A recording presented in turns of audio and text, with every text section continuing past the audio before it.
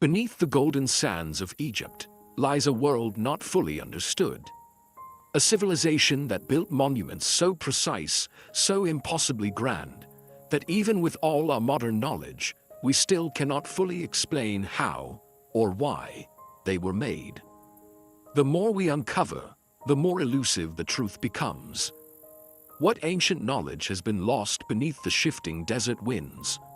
What secrets are still sealed behind walls of stone, hidden in hieroglyphs, or buried in tombs that time forgot? Why was the Great Pyramid aligned with such astronomical precision? Who lies in the tomb that was never found?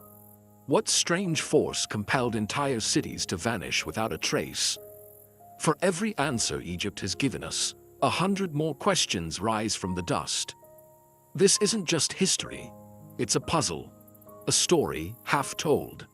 And the pieces still missing may change everything we thought we knew about the ancient world. So, sit back, relax, and let's dive deep into the shadows of the Nile, where mystery lingers in every stone, and the past refuses to stay buried. Deep within the ancient sandstone walls of the Temple of Seti I, in the sacred city of Abydos, lies a detail so small that it's often missed by the casual visitor. And yet, it may be one of the most perplexing carvings in all of Egypt. The temple, built over 3,000 years ago to honor the memory of Seti Thurin, father of the famed Ramesses the Great, is a place heavy with silence. Columns rise like stone sentinels, hieroglyphs whisper through time, and in a high ceiling beam near the hypostyle hall, something strange catches the eye. Among the rows of traditional symbols etched into the lintel, ankhs, falcons, royal cartouches, there is a cluster of carvings that seem distinctly out of place. Shapes that, to the modern eye, resemble helicopters, submarines, and aircraft with swept wings. Not abstract or symbolic, but unmistakably mechanical, detailed, proportional, and eerily familiar. These are the so-called Abydos flying machines. How could such imagery appear in a temple carved more than 3,000 years ago? Could it be coincidence, illusion, or something else entirely? The official explanation is grounded in the complexities of hieroglyphic evolution. Over centuries, temples were reused, and inscriptions often overwritten.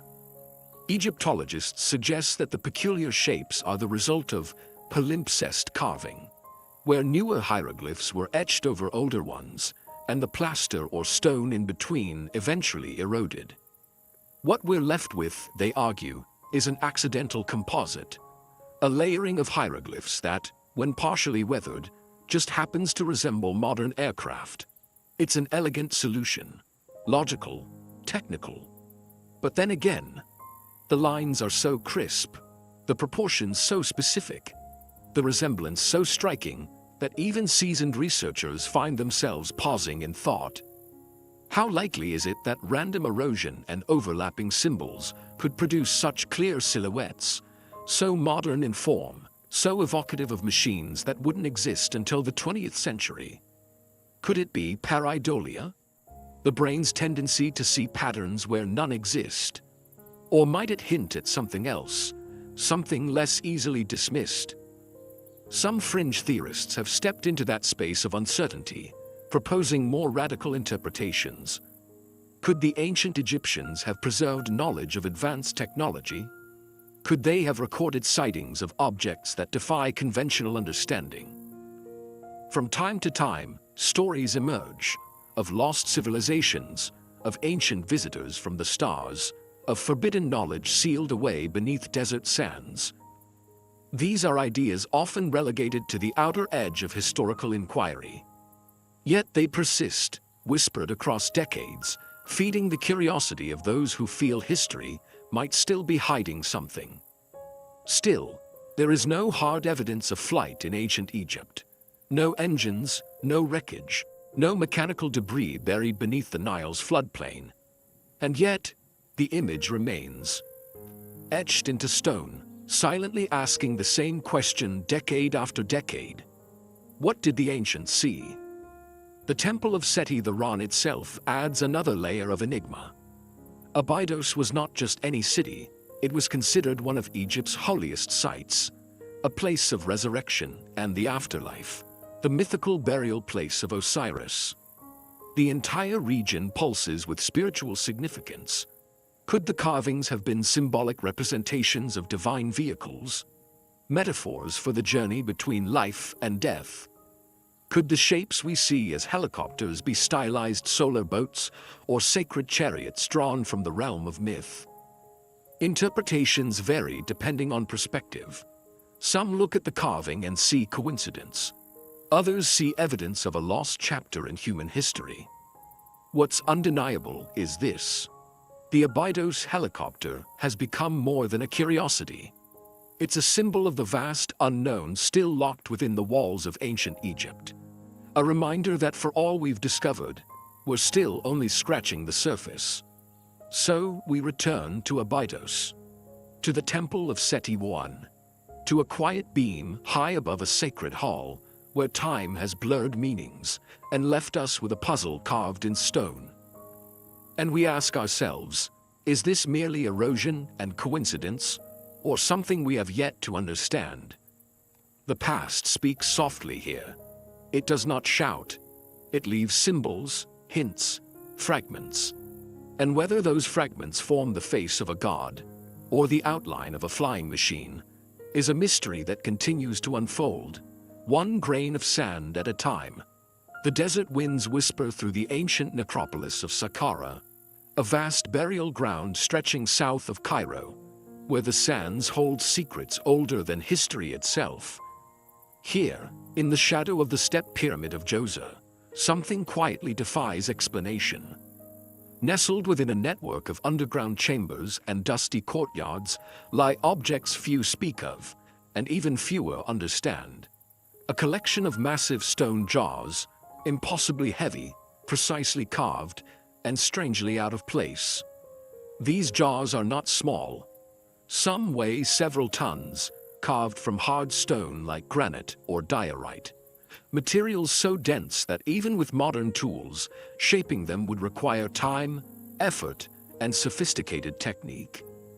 Their surfaces are smooth to the touch, with perfectly symmetrical interiors, and in some cases, lids that fit with uncanny precision.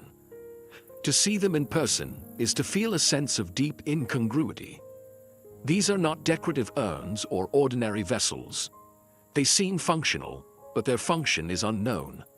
They appear engineered, yet no tool marks are visible. They are too large for domestic use, too refined for mere storage, and too heavy to have been easily moved. And so, the questions begin. What were they made for? Who carved them? And how? Mainstream archaeologists suggest they may have served a ritual purpose, perhaps used to store sacred oils, water, or offerings to the gods. Others believe they were symbolic containers, part of the elaborate funerary customs that governed death and rebirth in ancient Egypt. Saqqara was, after all, a gateway to the afterlife, a city of the dead where the physical and spiritual worlds converged. Yet these explanations, while plausible, leave much unanswered. Why would such incredible effort and precision be applied to simple storage vessels? Why use granite or diorite, materials harder than steel on the Mohs scale, when softer stones would have sufficed? And above all, how were they made? Inscriptions are few. The jars are rarely marked, offering no direct clues to their origin. Some appear in underground galleries believed to date back over 4,000 years, placing them in the early dynastic or Old Kingdom periods. And yet, the level of precision seems to outpace the conventional tools of the time. Copper chisels, dolerite pounders, and primitive lathes.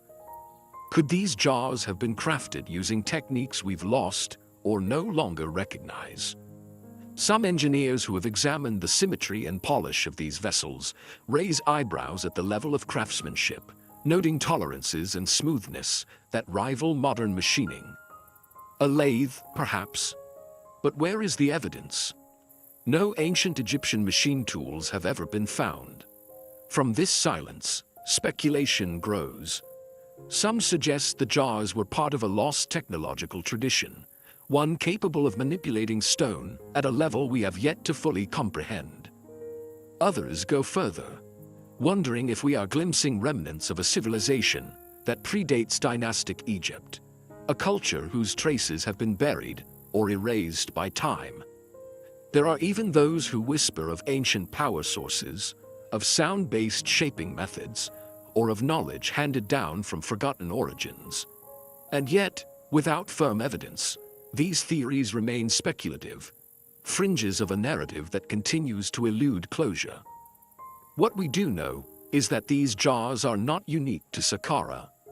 Similar vessels, massive, smooth, and out of context, have been found at other sites across Egypt. In temples, in tombs, sometimes even in isolation, without a clear connection to any structure. They recur like a pattern without an explanation, a riddle carved in stone. And always, the same unanswered question lingers. Why? Were they ceremonial objects imbued with symbolic power, part of a now lost religious rite? Or were they containers for something long since vanished, substances, energies, or objects no longer part of our world? The air in Saqqara is thick with heat and silence. The stone breathes slowly, remembering things no longer spoken aloud. The ancient jars, untouched by time, sit like silent sentinels, their purpose erased, but their presence undeniable. They do not explain themselves. They do not offer clues. They simply are, unmoving, unmoved, carved with purpose. But for what purpose, no one truly knows. Perhaps their mystery lies not just in what they are, but in what they represent. The vast unknown still hidden beneath Egypt's sands. A reminder that beneath every tomb, behind every sealed chamber, and within every carved vessel, there may be truths we are not yet ready or able to understand. So we leave Saqqara for now, the sun dipping behind limestone ruins, shadows stretching long across the desert floor. The jars remain where they have always been, waiting for another eye to study them, another mind to ask the question, what did they once hold? And what knowledge might still lie sealed within their perfect, silent stone? As we leave the stillness of Saqqara behind, our path leads us south along the Nile to the cliffs of Deir el-Bahari. Here, carved into the rugged limestone face of the Theban mountains, stands one of ancient Egypt's most astonishing architectural achievements, the mortuary temple of Hatshepsut. Graceful colonnades rise in perfect symmetry against the cliffside, their clean lines and serene proportions unlike anything else in the ancient world. It is a place that radiates order, reverence, and imperial ambition. Yet behind this facade of grandeur lies one of the strangest and most persistent mysteries of ancient Egypt: the disappearance of Hatshepsut's mummy. Hatshepsut was no ordinary pharaoh. She ruled Egypt for over 2 decades during the 15th century BC, one of the few women to take the title of king. She wore the ceremonial beard, used the masculine pronouns, and portrayed herself in the guise of a male ruler to legitimize her reign. Under her leadership, Egypt prospered, monuments were built, trade flourished, and peace endured. Her temple at Deir el-Bahari was a declaration of her power and legacy, intended to enshrine her memory for eternity. But eternity, it seems, had other plans. For centuries, her mummy was missing. Despite the prominence of her reign, Hatshepsut's final resting place remained uncertain. Her tomb, KV-20, deep within the Valley of the Kings, was known. But when it was opened, it was found empty. No royal mummy, no sarcophagus bearing her name. Only fragments, as if someone had deliberately removed her remains, or worse, erased her. Was this a case of simple tomb robbery, common throughout Egypt's long and turbulent history? Or was something more intentional at work, The evidence began to suggest the latter. Toward the end of her reign, and especially after her death, Hatshepsut's memory was systematically suppressed. Her images were defaced, her cartouches chiseled out, her statues toppled. But unlike the usual damnatio memoriae aimed at disgraced rulers, Hatshepsut's erasure was curiously delayed, coming not immediately, but years later, during the reign of her stepson and successor, Thutmose III. Historians have long debated the motives. Was it political revenge from a son who had been denied his rightful rule? An effort to reassert traditional male dominance? Or was it part of a broader theological shift, aiming to erase a precedent that challenged the divine order of kingship? Whatever the motive, the result was profound. Hatshepsut vanished from the historical record, and, it seemed, from the physical world as well. The search for her mummy stretched across centuries. Dozens of unidentified female remains were studied, tombs re-examined. Some speculated that her body might have been destroyed entirely, lost to fire, looters, or deliberate desecration. Others hoped that her remains might have been secretly reburied, hidden by loyal priests or courtiers desperate to preserve her legacy. Then, in the early 2000s, attention turned to a small, neglected tomb known as KV60. Inside were two mummies, one in a coffin, marked with the name of Hatshepsut's nurse, Sitri-In. The other lay unceremoniously on the floor, unmarked and forgotten. She had once been dismissed as unimportant, but new forensic techniques gave her a second chance. In a stroke of luck, a box inscribed with Hatshepsut's cartouche had been found in a cache of embalming materials. Inside it, a molar tooth. When researchers compared the tooth with the CT scans of the unidentified mummy from KV60, the fit was close enough to raise eyebrows. Had they finally found the lost queen? The announcement made headlines. It was a compelling story. A missing mummy rediscovered not by tomb robbers or ancient rituals, but by dental evidence and modern science. And yet, not all experts were convinced. The match was not conclusive. The box could have been symbolic, the tooth from another individual. The mummy herself showed signs of obesity, diabetes, and possibly bone cancer, conditions rarely associated with the divine ideal of the pharaohs. Was it really her? Or had science stretched too far, seduced by the desire for closure? Today, the mummy identified as Hatshepsut rests in the Cairo Museum, but the mystery remains unsettled. If this truly is the queen, why was she found outside her own tomb, stripped of the grandeur her status deserved? Why was she hidden in a nurse's burial chamber, without inscriptions or honors? Was she buried in secret to protect her from enemies, or quietly discarded by those seeking to erase her legacy? And if it isn't her, then where is she? The temple at Deir el-Bahari still gazes across the desert, its columns casting long shadows in the afternoon light. It was built to immortalize a ruler who defied tradition, ruled as a man, and reshaped the image of power. But even stone cannot guarantee remembrance. In the end, her body may have been lost, her name nearly erased, and her memory buried under the weight of political agendas. And yet, her mystery endures. Perhaps that's her final act of defiance, not merely ruling in life, but continuing to command wonder, centuries after her death. So we ask, is Hatshepsut truly home at last?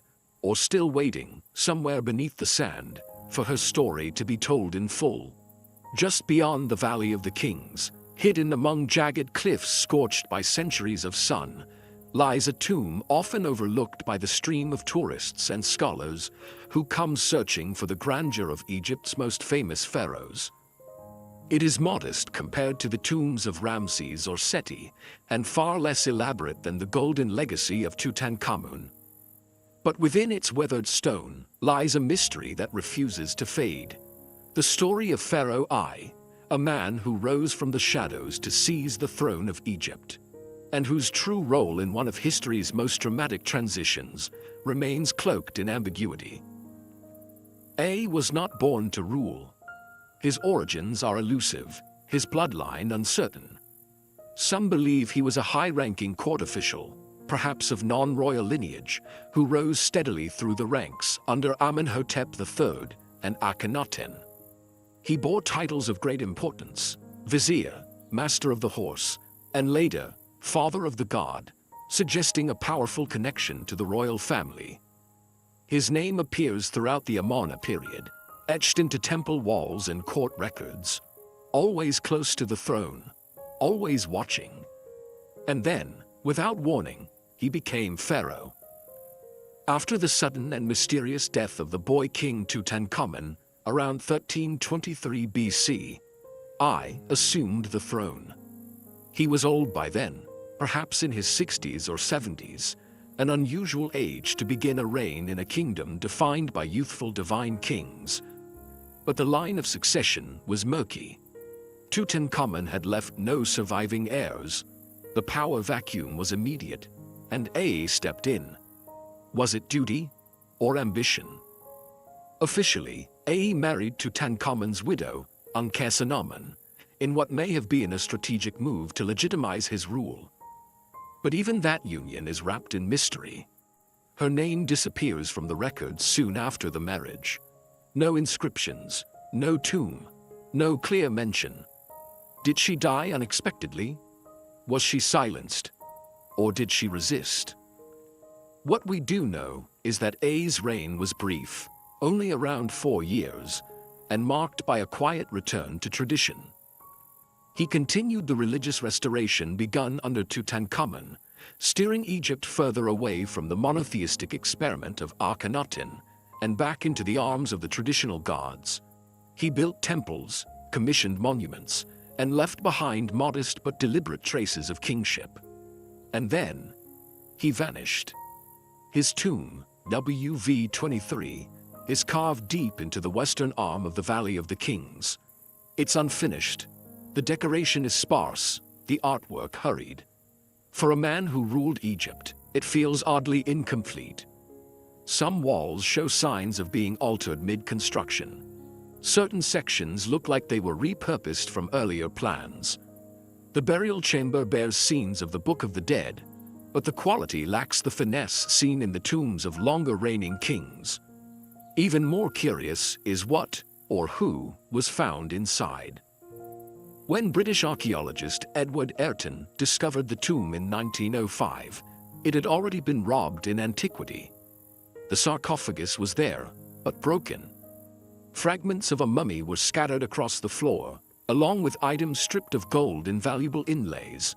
There was no clear identification, no definitive evidence that the remains belonged to A. And more unsettling still, some scholars believe the tomb may not have even been built for him. Some suggest it may have originally been intended for a queen. Others speculate that it was hastily reassigned to A after a more prestigious burial was denied, or perhaps even revoked. But why? Was A simply too old to establish a legacy? Or had he made enemies powerful enough to strip him of royal honors after his death? Theories abound. One of the most persistent centers around his relationship with Tutankhamun. Some suggest I played a role in the young pharaoh's untimely death, perhaps even orchestrating it to seize power. There's no direct evidence, only silence where there should be records. A rapid ascension, a sudden royal marriage, and the disappearance of a queen. It paints a shadowy picture, but one difficult to verify. And what of A's legacy? It was swiftly dismantled by his successor, Horemheb, a former general who would go on to erase not only A, but much of the entire Amarna period from Egypt's official history. Monuments were defaced, names were scrubbed away, statues were smashed. Horemheb positioned himself as the rightful restorer of order, and in doing so, he ensured that I, and others, would fade into obscurity. But I's presence lingers. In temple reliefs where his name was later chiseled out. In the strange quiet of his tomb, unfinished, and almost forgotten. And in the uneasy gaps between Egypt's most turbulent dynastic years. What did I see during his time in court? What role did he truly play in the collapse of Akhenaten's revolution, in the death of Tutankhamun, in the restoration of the old gods? Was he a stabilizing force amid chaos, or a manipulator who seized power in a time of weakness? And most importantly, what happened to him? As we walk the corridors of WF23, past the faded gods and cracked stone, it's difficult to separate the man from the myth. Pharaoh A remains a figure half-revealed, caught between eras, between gods, between the lines of history. And so, his story joins the others, a whisper carried through the Valley of the Kings, a chapter obscured by time, still waiting for its final lines to be uncovered. As the shadow of Pharaoh A fades into the deeper corridors of lost history, we return once more to the realm where myth and archaeology blur, a place where story and structure intertwine, and the divine walks hand in hand with the dead. We now descend into one of ancient Egypt's most enigmatic puzzles, the tombs, or perhaps temples, of Osiris. In the bedrock beneath the ancient necropolis of Abydos, a dark stairway carved into the limestone leads to a multi-level chamber. The deeper one goes, the colder the air becomes, the more silent the world above seems to vanish. And at the bottom, submerged in black water and eternal stillness, lies a stone structure many believe to be the symbolic tomb of Osiris, the god of the afterlife, the lord of the dead, the one who was slain and resurrected in the earliest mythologies of Egypt. This site, discovered in the early 20th century, but only thoroughly explored in recent decades, is often called the Osirian. Hidden just behind the majestic temple of Seti the Fern, the Osirian is a subterranean megalithic complex, unlike anything else in the region. Enormous granite blocks, some weighing over 50 tons, form a central chamber surrounded by a deep trench of water. Stone pillars rise from the flooded floor, like remnants of a sunken world. No inscriptions, no names, no clear purpose. It does not match the architectural style of Seti's temple above it. In fact, it appears far older. Mainstream Egyptologists suggest it was built during Seti's reign, perhaps as a symbolic representation of the underworld, aligned with the cult of Osiris. But the precision and scale of the stonework, coupled with the stark contrast in style, have led many to question whether it predates the temple itself. Could Seti have merely constructed his monument atop a far older, sacred site? Across Egypt, Abydos was always seen as the spiritual heart of Osiris worship. Ancient pilgrims traveled here to take part in the Osirian mysteries, ritual reenactments of the god's death, dismemberment, and resurrection.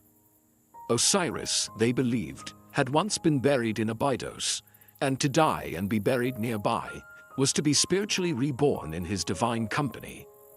But here the mystery deepens, for Abydos is not the only place where the god's tomb was believed to rest. Far to the north, on the Giza Plateau, home to the pyramids, the Sphinx, and endless enigmas of its own, lies another subterranean chamber, largely forgotten for decades. Beneath the causeway of the Pyramid of Khafra, a deep vertical shaft plunges into the bedrock. At its base, archaeologists have uncovered what some call a second Osiris tomb, a complex network of tunnels, burial chambers, and a large granite sarcophagus set within a symbolic island surrounded by a moat-like trench, evoking unmistakable parallels to the Abydos Osirion. It was dubbed the Tomb of Osiris by the archaeologist who investigated it in the 1990s. While no inscriptions name the god directly, the layout and design echo the mythological descriptions of Osiris's burial in Egyptian texts, an island in a subterranean water basin, symbolizing the primeval waters of creation. Two tombs, two chambers, two silent sanctuaries devoted to the same deity. yet separated by hundreds of miles and built in different epochs for purposes still uncertain. Were these purely symbolic structures, ritual centers used in sacred dramas to honor the myth of death and resurrection? Or were they attempts to mark something deeper, something literal? Some fringe researchers have gone further, suggesting that the dual tombs may hint at a lost memory, a real individual whose story evolved over millennia into the legend of Osiris.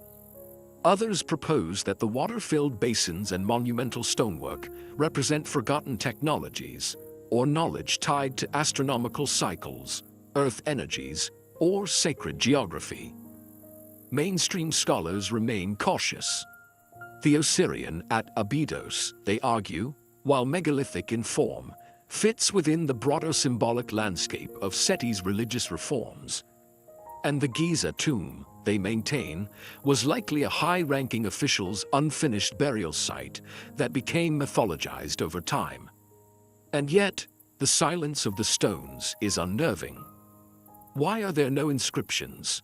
Why the immense effort to create watery, hidden sanctuaries beneath the earth? Why the echo of the same design across such great distances? If these structures were never meant for human eyes, hidden deep underground, known only to initiates, then what purpose did they serve? Were they gates to the afterlife, metaphysical machines of transformation, or something else entirely? Today, the Osirian at Abydos remains partially submerged, its massive stones darkened by time and moisture. The chamber beneath Giza sits mostly untouched, closed to the public, and rarely discussed. Two sites, each whispering a forgotten truth, each daring us to look beyond what we think we know. Osiris was the god who transcended death, the first to die, and the first to rise again. In a land obsessed with eternity, he was the promise of rebirth, the still point in a turning world. And perhaps it is no coincidence that his tomb remains just beyond our reach. So we are left to wonder, were these dual tombs monuments to myth, or clues to something more? Could they mark the memory of a real death, a real burial, and a secret the ancient priests never meant to share? As with so many of Egypt's mysteries, the answer lies not in what is said, but in what remains unsaid. In the empty chambers, in the silent stone, in the water that still laps at the base of a forgotten god's tomb. As we leave behind the silent, water-filled tombs said to belong to the god of the underworld, Osiris, we now emerge onto the sun-bleached limestone plateau of Giza. Here, the desert stretches wide and bare, the horizon fractured by three colossal pyramids that have stood for more than 4 millennia. And at their feet, half buried in sand and time, rests a structure that is neither tomb nor temple in the traditional sense, but something far stranger, and perhaps even older. This is the Valley Temple of Khafre. Set at the southeastern edge of the Giza Plateau, near the base of the Great Sphinx, the Valley Temple is a monument of geometric purity. Massive limestone and granite blocks, some weighing more than 100 tons, are fitted together with such precision that even a razor blade cannot slip between them. The surfaces are polished smooth, the corners sharp, the alignment flawless. The structure seems to radiate an eerie stillness, as if it was never truly meant for the living. The temple is traditionally attributed to Khafre, the 4th dynasty pharaoh, who built the second-largest pyramid at Giza, and is widely believed to be the face of the Great Sphinx. Archaeologists date the temple to around 2500 BC, noting its alignment with the mortuary complex and causeway that lead to Khafre's pyramid. Its architectural layout follows a basic orthogonal plan. Two massive halls flanked by side chambers, with towering columns and a central court bathed in sunlight. But something doesn't quite fit. Unlike the grandeur of the pyramid itself, the Valley Temple feels stark, almost preternaturally austere. There are no inscriptions, no decorative reliefs, No hieroglyphic texts to explain its purpose. The walls are blank, the chambers silent. It is a temple without a voice. And this silence has given rise to deep questions. Why would a king like Khafre, who left behind a massive pyramid and the enigmatic Sphinx, build a temple so grand in form, yet so void of narrative? Was it meant to be functional, perhaps used for mummification rites or ceremonial purification? Or did it serve a deeper, more esoteric role? Mainstream Egyptologists argue that the temple functioned as part of the pharaoh's mortuary complex. Bodies were brought here from the Nile, ritually prepared, then carried through the causeway to the pyramid above. The absence of decoration, they say, might reflect its utilitarian nature or the loss of embellishments over time. Yet for others, the mystery lies deeper, in the stone itself. The sheer scale of the megalithic blocks raises engineering questions. How were such immense stones quarried, moved, and fitted so precisely without mortar? Copper tools, primitive sledges, and manpower are the standard explanations. But at this scale, with this precision, doubts remain. The fact that some blocks appear to weigh more than those used in the Great Pyramid itself has led some researchers to speculate that the Valley Temple might predate Khafre by centuries, perhaps even millennia. This idea is bolstered by geological studies. The adjacent Sphinx enclosure, carved from the same limestone bedrock, shows heavy signs of water erosion, suggesting a period of sustained rainfall not seen since well before 2500 BC. If the Sphinx and its surrounding structures, including the Valley Temple, do indeed bear marks of such ancient weathering, then they may belong to a forgotten epoch of Egyptian history, long before the rise of dynastic civilization. Could the Valley Temple be a relic of that earlier time? And if so, what was it originally built for? Some fringe theorists propose that the temple served as a kind of initiatory chamber, a site not of death, but of transformation. Its unadorned walls, its symmetrical halls, and its connection to the Sphinx suggest an architectural language of symbolism rather than function. Perhaps it was designed not to tell a story, but to be a story, an embodiment of sacred geometry, cosmic alignment, or spiritual rebirth.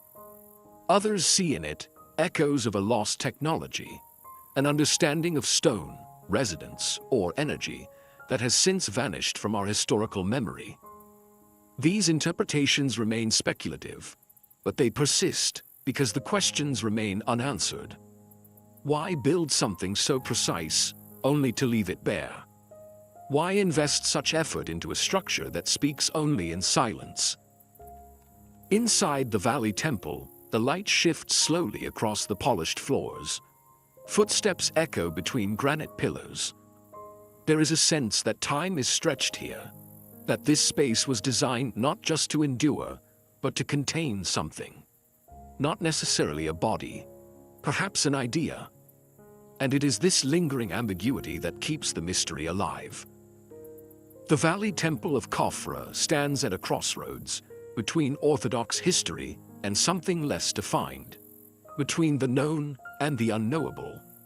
Its stones are not broken or fallen, but whole and unmoved, as if waiting, not for restoration, but for understanding. So we are left to wonder, was this temple truly Khafre's creation? Or did he inherit it from a deeper, older tradition, now buried beneath the sands? In the absence of text or tomb, in the stillness of stone, the Valley Temple holds its secrets close. And for now, we can only listen. From the shadowed halls of the Valley Temple of Khafre, its stones heavy with silence, we shift our gaze upward to the sky. For while Egypt's greatest monuments were built from granite and limestone, its deepest mysteries may have been carved into time itself. Amid the desert winds and celestial rhythms, one question continues to echo through history. How did the ancient Egyptians, so early in human civilization, create a calendar of such elegance, precision, and cosmic alignment? The Egyptian calendar was unlike anything the ancient world had seen. It divided the year into 12 months of 30 days each, with 5 extra days, known as the epagamenal days, added to balance the cycle. It followed a 365-day solar pattern, remarkably close to our modern Gregorian year. But what's more astonishing is when it appeared. By the early Old Kingdom, more than 4,500 years ago, this calendar was already in use, fully formed, structured, and intricately tied to both agriculture and the cosmos. There is no surviving record of its gradual development, no evidence of a primitive or evolving version. It simply appears as if it had been inherited fully intact. This has puzzled historians and astronomers alike. How did a civilization in 3000 BC possess such advanced understanding of solar movements, sidereal cycles, and seasonal timing? What tools, what observations, what inherited knowledge allowed them to build not only monuments that aligned with the stars, but a calendar that tracked the sun with such reliability? Much of the calendar's structure was tied to one celestial event in particular, the heliacal rising of Sirius, the brightest star in the night sky. Each year, just before dawn, Sirius would reappear on the eastern horizon after a 70-day absence. To the ancient Egyptians, this event was not merely astronomical, it was divine. Its rising marked the beginning of the new year, coinciding with the annual inundation of the Nile, the life-giving flood that replenished Egypt's soil. The star they called Sopdet, and later associated with the goddess Isis, became a cosmic beacon. Its appearance foretold rebirth, renewal, and order. But predicting this moment with precision would have required years, if not centuries, of detailed skywatching. So who or what taught the Egyptians to read the stars in this way? Mainstream scholars believe that the calendar evolved from centuries of careful observation by priest astronomers, particularly at temple complexes like Heliopolis, known as the City of the Sun. These sacred astronomers, stationed atop pylons and obelisks, may have tracked the shifting horizon line of stars, the length of shadows, and the changes in light that signaled solstices and equinoxes. But even this explanation raises further questions. How could a culture at the dawn of recorded history, without telescopes, without precise instruments, measure the solar year so accurately? How did they coordinate their religious, agricultural, and civic life with a calendar that remained functional for thousands of years? Some suggest the answer lies not in gradual development, but in a legacy left behind. There are theories, whispered from the fringes of historical inquiry, that propose the calendar was not invented by the Egyptians at all, but inherited. Perhaps from an earlier, now lost civilization, whose understanding of the heavens was passed down through oral tradition, symbolic architecture, or sacred knowledge. Others have proposed that the Egyptians encoded cosmic cycles into their myths, using allegory to preserve astronomical truths. Consider the myth of Osiris and Isis, the 70-day disappearance of Osiris mirroring the 70-day absence of Sirius. Or the story of Ra's daily journey through the underworld, echoing the solar path across the sky. These tales are more than morality plays. They are cosmic calendars in symbolic form. And then, there's the mysterious link between Egyptian timekeeping and other ancient cultures. The Mayans, thousands of miles away and separated by oceans, also developed an intricate solar calendar with astonishing mathematical precision. The Sumerians, too, tracked celestial cycles with complex sexagesimal systems. Could there have been a shared origin? A forgotten chapter of early sky-watching humanity that seeded this knowledge across the globe? More speculative still are the claims that the Egyptian calendar was designed to align not just with the solar year, but with precessional cycles, those slow, 26,000-year shifts in Earth's axial orientation. Some researchers argue that key monuments, including the Sphinx and the Great Pyramid, point to such long-term stellar alignments. If this were true, it would suggest an understanding of time on a scale that modern civilization only confirmed in the past few centuries. Mainstream archaeology remains cautious. The Egyptian civil calendar, for all its elegance, did drift slightly from the true solar year, by about a quarter of a day annually. This created a gradual shift in seasonal timing, corrected only much later through reforms. It's often cited as evidence that their system, while advanced, was not perfect. But perhaps perfection was never the goal. To the Egyptians, time was not linear, but cyclical, an eternal return. The calendar wasn't just a tool for marking days. It was a framework for maintaining Ma'at, the sacred order of the cosmos. By aligning their lives to the rhythms of the heavens, they believed they were upholding the balance between chaos and harmony. And perhaps this is the deeper mystery. Not just how they measured time, but how they understood it. Was their calendar a purely observational tool? Or was it a bridge between the mortal world and the divine? A coded language, speaking in the movements of stars, in the flooding of rivers, in the birth and death of kings. The desert wind still whispers through the ruins of Heliopolis. The temples are mostly gone, the pillars toppled, the obelisks scattered across continents.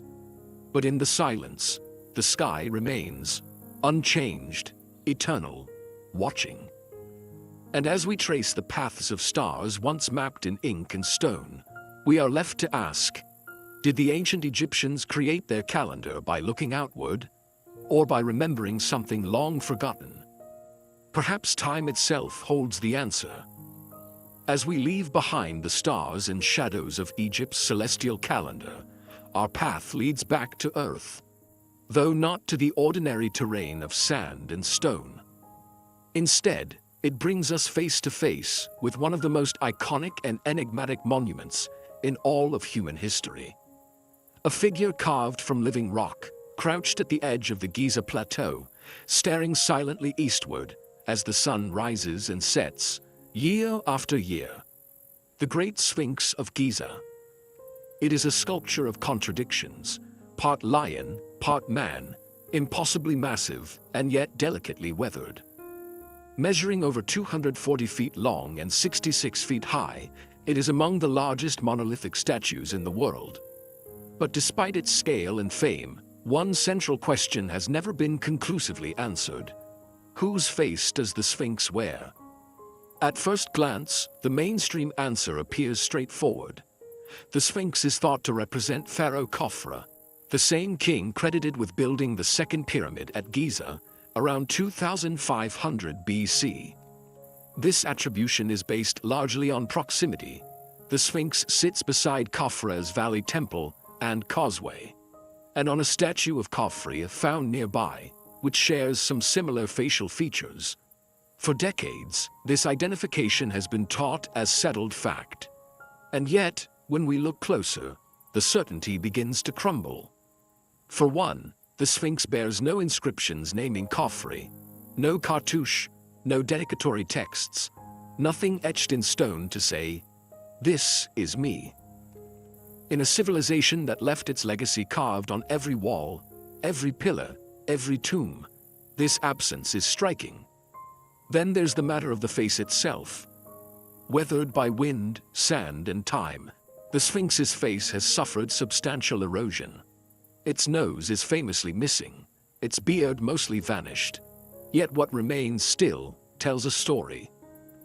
Some scholars and forensic experts have argued that the facial features do not align with known statues of Khafre. The proportions differ.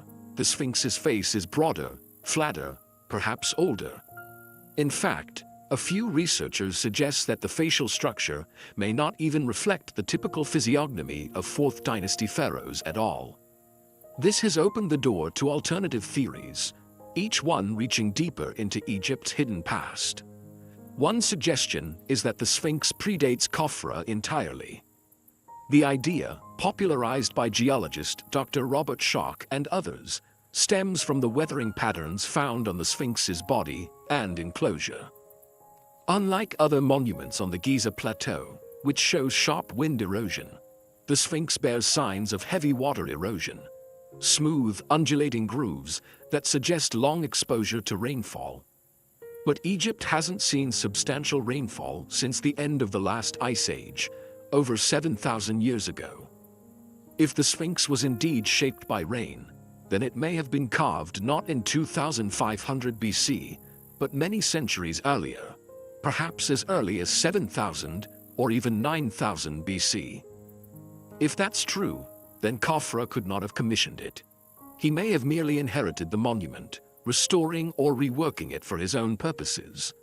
And the original face, it may have been something, or someone, entirely different. Some believe the original head was that of a lion, matching the body and fitting with astronomical theories that place the Sphinx as a marker for the constellation Leo during a period of celestial alignment around 10,500 BC. If the head was later recarved into a human face, that might explain its disproportionate size in relation to the body. A head far too small for such a massive form. Others propose that the face may represent an even earlier ruler, long lost to history, perhaps a forgotten king of a pre-dynastic culture, perhaps even someone whose name we will never know.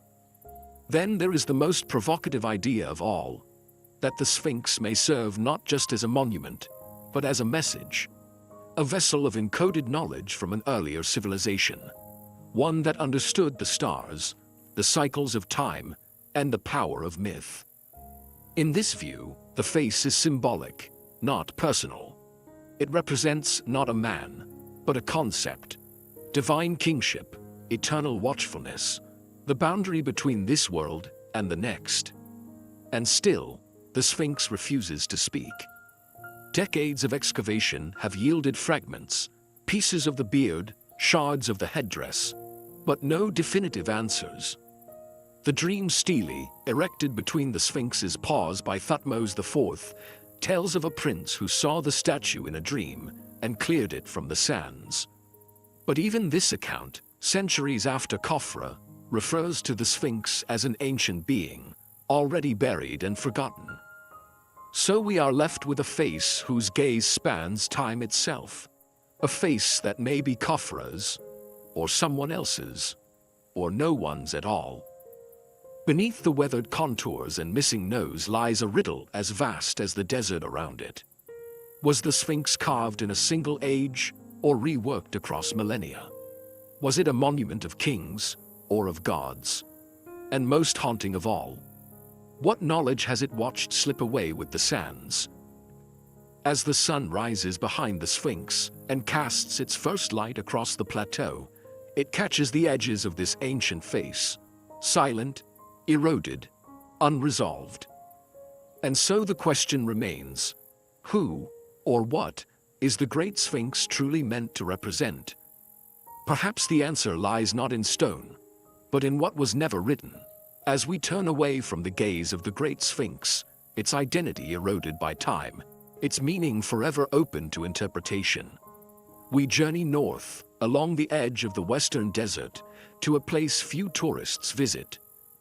Beyond the familiar monuments of Giza, past the polished limestone blocks of Khafra, and the towering grandeur of Khufu's Great Pyramid, lies a windswept plateau shrouded in dust and silence. Here, amid the crumbled remains of once great structures, sits a lesser-known site that raises more questions than it answers: the ruins of the lost pyramid of Djedefre. The site is called Abu Rawash. To the untrained eye, there is little to see, just scattered blocks, half-buried shafts, and a rise of rock that appears more like a quarry than a royal tomb. And yet, this was once the chosen burial site of a pharaoh. Djedefre, the son of Khufu, reigned for a brief and poorly documented period during Egypt's 4th dynasty, around 2560 BC. He was the immediate successor to the builder of the Great Pyramid. And yet, instead of continuing the family legacy at Giza, he made a striking choice: to build his pyramid elsewhere. Why? Abu Rawash sits roughly 8 kilometers north of Giza on higher ground with a commanding view of the Nile Valley. It is a place of isolation and exposure, more difficult to access and far more difficult to build upon. The limestone bedrock is uneven, the terrain harsh. And yet, Djedefre selected this windswept plateau for what would have been one of the most ambitious projects of his time. A pyramid that, according to some scholars, may have rivaled the Great Pyramid in scale and height. But the pyramid was never completed, or if it was, it didn't survive. What remains today is a complex puzzle: fragmented foundations, abandoned granite casing blocks, and deep-cut shafts filled with rubble and time. The structure itself appears violently dismantled. For centuries, it was assumed that Djedefre's pyramid was simply unfinished, abandoned due to the king's short reign or logistical setbacks. But recent excavations have revealed signs that the pyramid was completed, only to be deliberately destroyed, stone by stone. But by whom? And why? Some believe the damage was caused in antiquity, perhaps by successors who sought to erase Djedefre's memory. Others argue the destruction came much later, during the Roman period, when pyramid blocks were scavenged for local construction. Yet the scale of the damage, its thoroughness, its apparent focus, has led some researchers to suspect something more purposeful. Was this an act of political vengeance, a dynastic cleansing? Or was Djedefre's pyramid targeted for reasons we no longer understand? Djedefre himself is a figure shrouded in contradiction.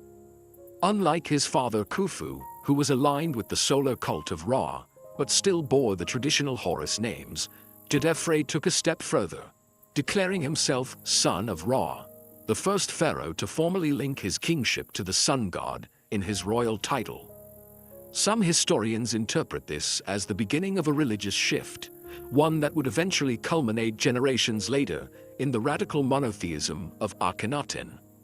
Was Djedefre attempting to redefine kingship? Was his decision to leave Giza a symbolic break from tradition, an assertion of a new divine identity? If so, it may have created enemies among those who viewed the royal necropolis as sacred, untouchable ground. The physical remnants of his pyramid offer further intrigue.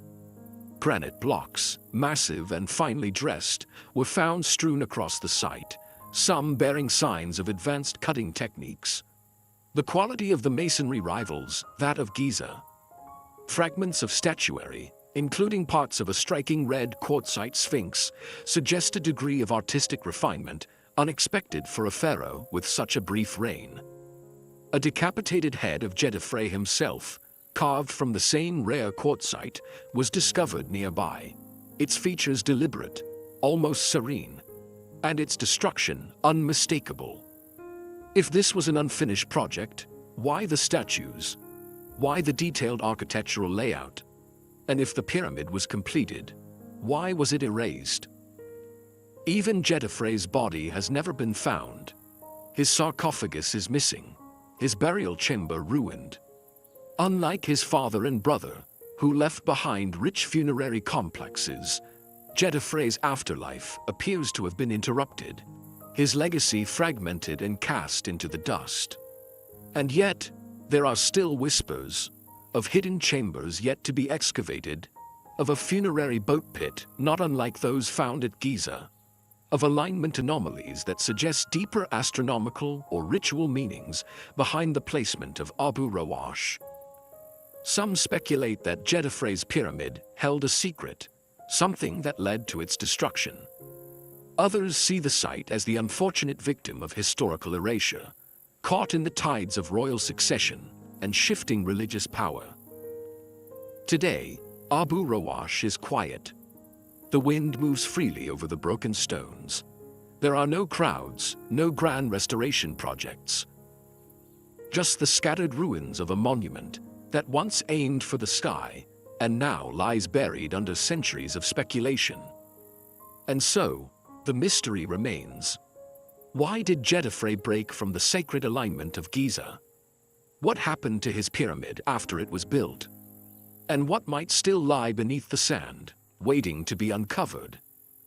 In the shadows of Egypt's most famous kings, the story of Djedefre whispers a different kind of legacy. One not of triumph and immortality, but of silence, absence, and loss. And perhaps, just perhaps, a secret buried deeper than we yet know. Beyond the windswept ruins of Abu Rawash, where the mystery of Djedefre's vanished legacy fades into the dust, the journey returns once again to Abydos, the sacred heart of ancient Egypt's spiritual world. A place not merely of temples and tombs, but of pilgrimage, myth, and rebirth. And beneath its sun-baked sands lies a hidden chamber that few ever see. Not a tomb, not a sanctuary, but something stranger, something deeper, a vast subterranean structure whose purpose remains as elusive as the darkness that surrounds it. It is known simply as the Osirian. Discovered in the early 20th century behind the grand mortuary temple of Seti I, the Osirian lies sunken deep into the ground, its massive stone blocks submerged in groundwater, its chambers echoing with silence. At first glance, it appears out of place. Unlike the elegant, delicately carved reliefs of Seti's temple above, the Osirian is built of Cyclopean masonry, megalithic stones weighing up to 60 tons, fitted with such precision that no mortar was needed. Smooth granite pillars rise from a central island, encircled by a trench that now holds water, giving the appearance of a flooded ceremonial pool. Staircases descend into the gloom. Corridors lead nowhere. The air is damp, still, and heavy with age. Mainstream Egyptologists generally accept that the Osirian was built during the reign of Seti Thurm in the 13th century BC, perhaps as a symbolic tomb for the god Osiris, meant to represent the underworld. Its placement, directly behind Seti's temple, supports this interpretation. Inscriptions on the upper walls and fragments of painted reliefs suggest some degree of dynastic connection. And yet, the structure beneath seems older, much older. Nothing about the Osirian's architecture matches the stylistic norms of the New Kingdom. In fact, it bears a striking resemblance to megalithic sites found not just elsewhere in Egypt, but across the ancient world. Its sheer scale, minimalist design, and subterranean layout evoke comparisons to temples in pre-Incan Peru or the foundational levels of sites in Baalbek, Lebanon. Why would Seti, whose own temple is a masterpiece of fine stonework and detailed art, suddenly adopt an entirely different architectural language for the Osirian? Some scholars argue that Seti did not build the Osirian at all. Instead, they suggest he discovered it, already ancient by his time, and chose to incorporate it into the sacred landscape of Abydos. The temple above would serve the living, the structure below, the dead. If that's true, then who built the Osirian? And when? Geological studies of the erosion on the lower walls, particularly those long exposed to groundwater, suggest significant age. There are no definitive inscriptions attributing its construction. No royal names carved in the typical cartouche. It is as if the builders left no trace of themselves, only the stone itself, perfectly shaped and deeply buried. Some propose that the Osirian is a remnant of a lost chapter in Egyptian history, perhaps pre-dynastic, perhaps even pre-cataclysmic, dating to an era before 3000 BC. The symbolism of water, the island platform, and the surrounding enclosure has led some to interpret it not merely as a tomb, but as a symbolic map of the cosmos, an architectural representation of the primeval mound rising from the waters of chaos in Egyptian creation mythology. Could it have been a place of initiation, a gateway between realms, a site not for burial, but for transformation? Others, more cautiously, point out that the similarities to Seti's temple may indicate it was built under his reign, but by a different team of architects experimenting with older, archaic forms. The lack of inscriptions, they argue, could be intentional, designed to evoke mystery, to mirror the unknowable nature of the god Osiris himself, ruler of the underworld and judge of the dead. And still, the deeper one looks, the more the questions multiply. Why was such a structure buried beneath ground level in a region prone to flooding? Why use granite, so difficult to quarry and transport, for a structure with no clear function? Why the deliberate absence of narrative inscriptions, so typical of Egyptian sacred architecture? In the 1990s, ground-penetrating radar surveys hinted at the possibility of further chambers beneath the Osirian, sealed corridors, undiscovered rooms. But the groundwater, rising year by year, makes deeper exploration difficult. What lies beneath remains hidden, submerged, inaccessible. The myths of Osiris say he was murdered by his brother, dismembered, scattered across Egypt, and reassembled by the goddess Isis. In this mythic geography, Abydos was his burial site, his most sacred resting place. Pilgrims traveled from across the Nile Valley to stand in his presence. Could the Osirian have once housed a sacred relic, a symbolic coffin? A ritual meant to mimic his death and resurrection? Or is its true purpose something more ancient still? Something that predates the gods, the myths, and even the pharaohs themselves? Today, the Osirian sits in shadow, half submerged, half forgotten. Few visitors make their way to its flooded heart. The air is cool and damp, the stones are still, and the silence is not empty. It feels watchful, as though the structure remembers something we have forgotten. So we ask, was the Osirian a symbolic tomb? A remnant of an earlier civilization? A portal between myth and memory? The answers, like the water that laps at its hidden walls, remain just out of reach. From the submerged stillness of the Osirian, its silent granite monoliths cloaked in shadow, we move into another layer of Egypt's forgotten past.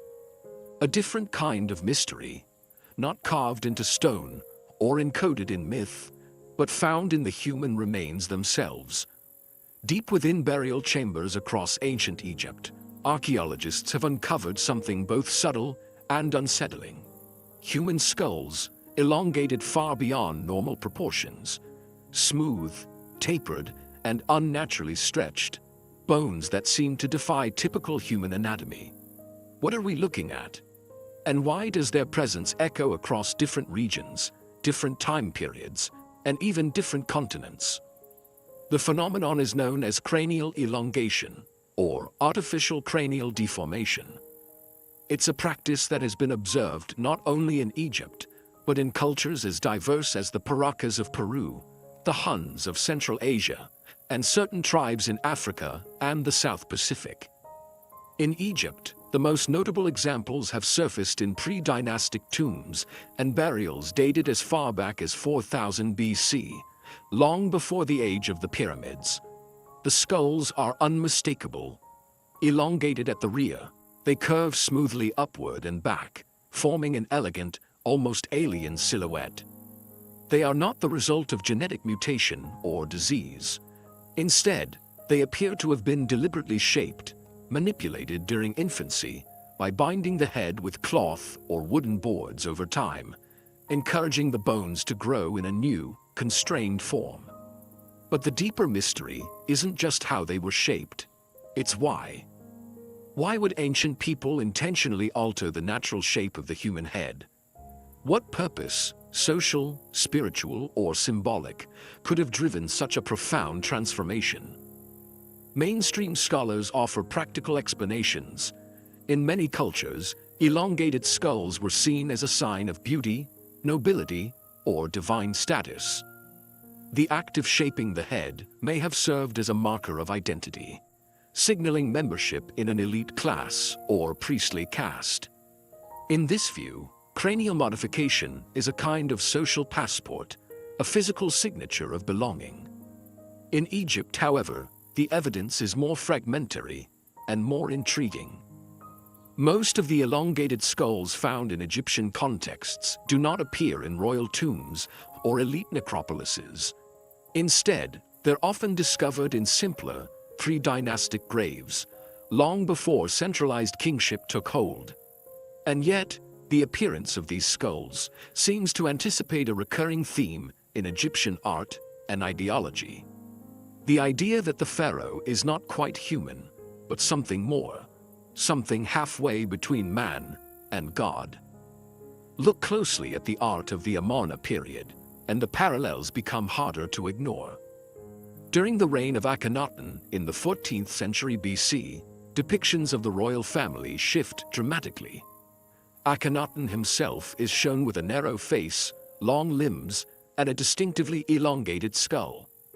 His daughters, too, appear with exaggerated cranial shapes, smooth, extended, almost stylized.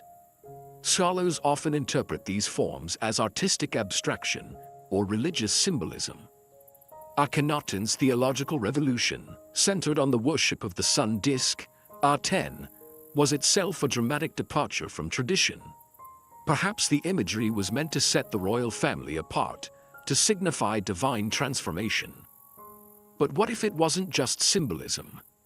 Some researchers have suggested that Akhenaten's appearance, and that of his family, reflects an echo of an ancient practice, remembered and revived in a new, spiritual form. A nod to an older, long-forgotten belief that to stretch the head was to expand the mind, to bring the individual closer to the gods, or to something that came before the gods. And here, the theories become more speculative. Some fringe researchers propose that the elongated skulls in Egypt, and in cultures around the world, hint at contact with an unknown civilization. One not native to Earth. The idea, controversial and widely dismissed by academia, suggests that the deliberate reshaping of skulls was an attempt to emulate these mysterious beings, to look more like them, whatever they were. Others suggest the practice was rooted not in contact, but in memory, a dim cultural echo of an ancient time when elongated skulls were natural, not artificial. A time now buried beneath layers of myth and sand. Yet even without invoking lost civilizations or extraterrestrial influences, the skulls remain deeply puzzling. Why did so many ancient peoples, separated by oceans and continents, engage in such a specific and extreme form of body modification? Was it a coincidence of cultural expression? A universal human urge to reach beyond the physical? Or does it speak to something deeper? An instinctual connection between the shape of the head and the perception of wisdom, power, or transcendence?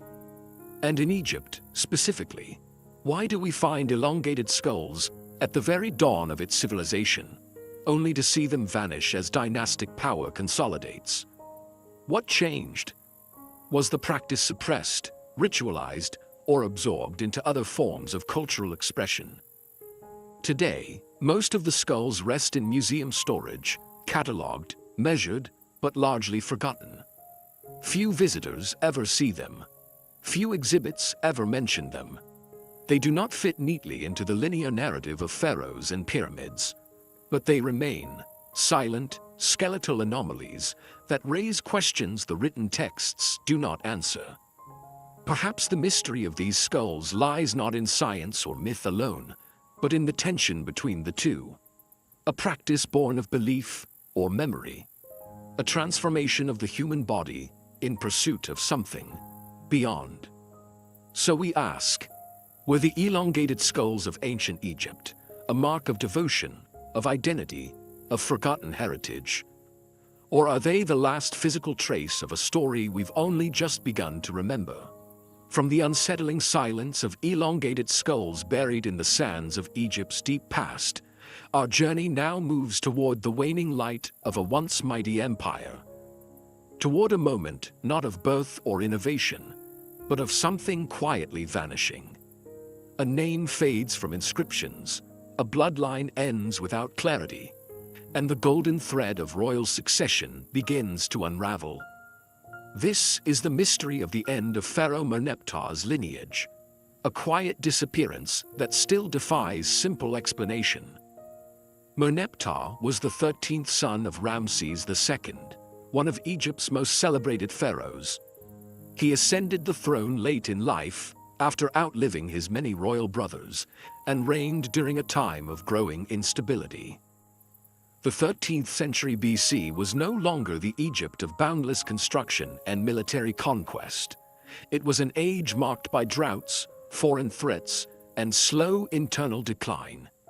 Yet Merneptah held the throne for nearly a decade, maintaining order and legacy in the twilight of Egypt's imperial might. His tomb in the Valley of the Kings, KV8, is imposing but incomplete.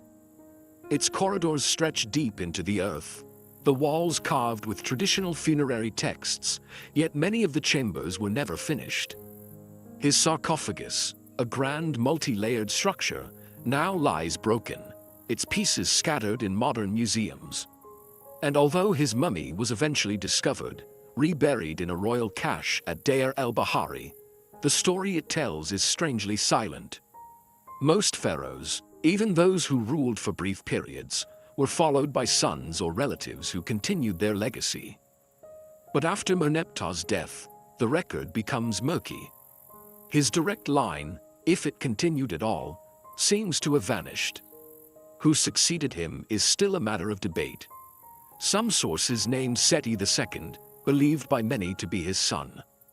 Others suggest that Seti II may have been a distant relative, or even an opportunistic usurper. The line of succession becomes contested, the political scene unstable, and Egypt enters a period of internal rivalry and dynastic fragmentation. Why? What happened in the final years of Merneptah's reign that led to such uncertainty? Was there a crisis of legitimacy? An assassination? A plague? Or did something more complex unfold behind the scenes of official record-keeping? One curious element is a figure named Amen-Mese, a shadowy pharaoh who appears suddenly in the historical record, overlapping chronologically with Seti II. Some scholars believe he may have been a rival claimant to the throne, perhaps a son of Merneptah from a different queen. Others argue that he was an unrelated noble who seized power during a moment of weakness. His monuments are few and often later defaced. His tomb, KV10, was started but never finished. His mummy has never been found. It is possible that Amen-Mese's rise, and the quick erasure of his name, reflects a hidden power struggle within Merneptah's own household.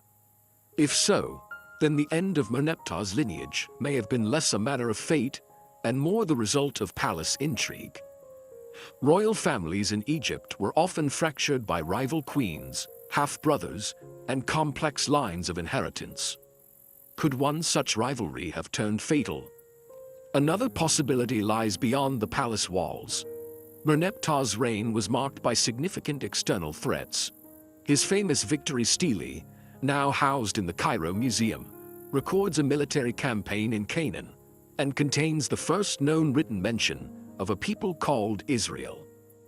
But the greater threat may have come from the west, the mysterious Libyan tribes and their allies, known to have invaded during his reign. Egypt repelled these attacks, but not without cost. Was the royal house weakened in the process? Moreover, Merneptah ruled during a time of growing famine and social unrest. Climate studies suggest that prolonged drought may have affected Egypt during this era, reducing the Nile floods and threatening agricultural output. Famines destabilize empires, they spark rebellions, they erode the authority of kings, especially aging ones. Some researchers wonder whether Merneptah's heirs, if he had them, may have perished in the chaos that followed. Others consider the possibility that his family line was politically erased by later dynasties, either through military defeat or deliberate historical revisionism. And here, the silence of the tombs becomes more telling than their inscriptions. No intact funerary monuments have been definitively linked to Merneptah's sons. No grand statues or commemorative texts honor his descendants. Even Seti II's lineage ends abruptly, giving way to yet another usurper, Siptah, whose own parentage remains unclear. Within a generation of Merneptah's death, the 19th dynasty itself collapsed, and the throne was seized by the military general Ramses III, inaugurating the 20th dynasty in what many believe was a forceful break from the past. Was Merneptah's line quietly extinguished, or was it violently erased?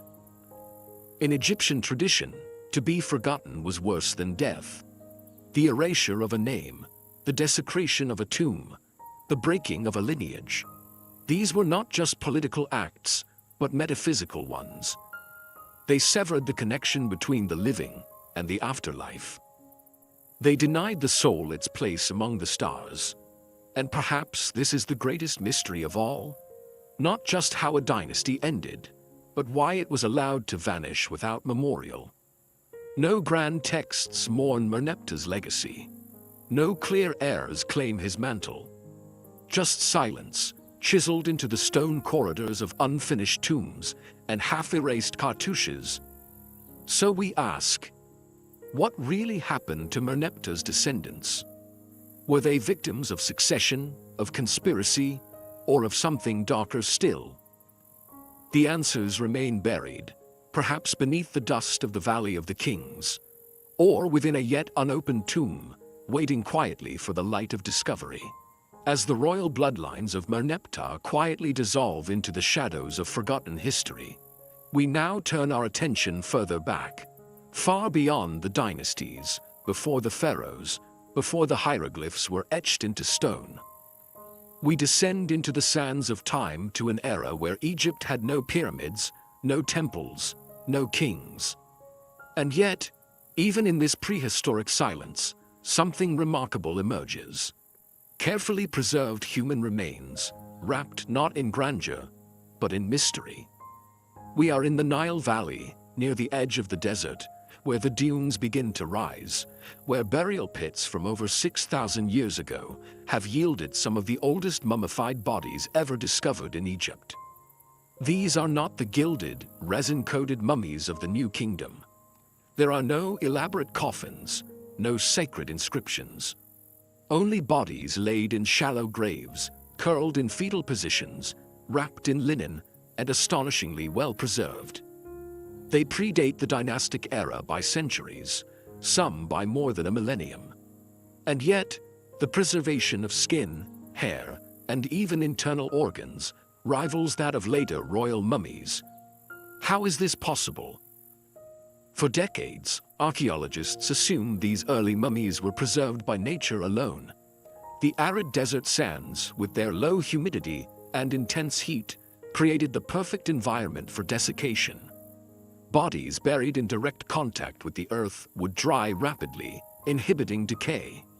It was believed to be accidental, a fortunate coincidence of geography. But recent discoveries suggest something more intentional.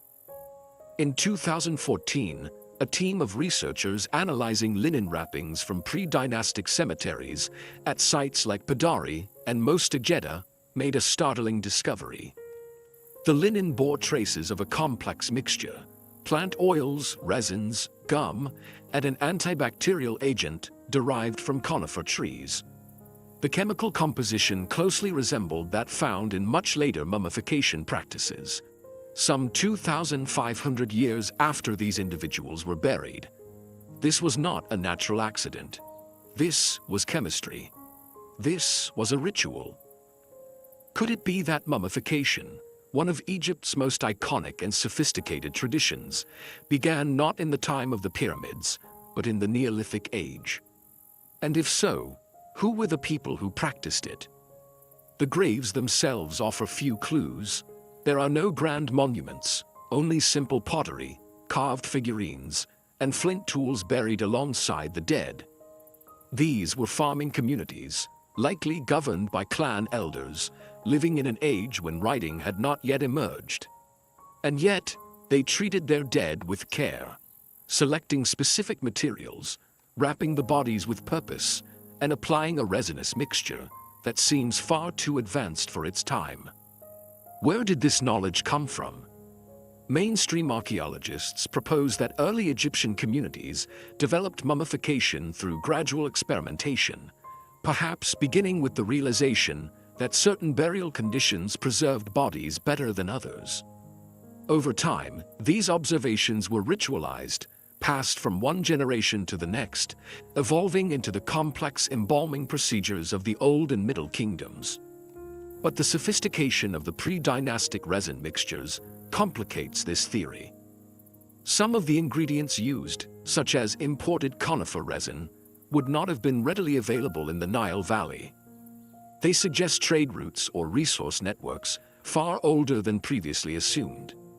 Did these early Egyptians travel great distances or exchange knowledge with other distant cultures to obtain these substances? There are whispers of older connections between early Egypt and the ancient peoples of the Levant, Mesopotamia, even the Nubian desert to the south. Could fragments of an even earlier tradition have made their way into the Nile Valley long before the pharaohs rose to power? Others wonder if this knowledge was not imported, but inherited. In a time before writing, how was such information passed down? Through oral tradition? Through ritual? Could this practice be a surviving remnant of a much earlier worldview? One that saw death not as an end, but as a transformation requiring preparation, preservation, and care. More speculative still are the theories that suggest pre-dynastic mummification was part of a lost spiritual system, an esoteric tradition deeply attuned to the cycles of life, death, and rebirth. These early burials often place the dead in fetal position, facing west, the direction of the setting sun.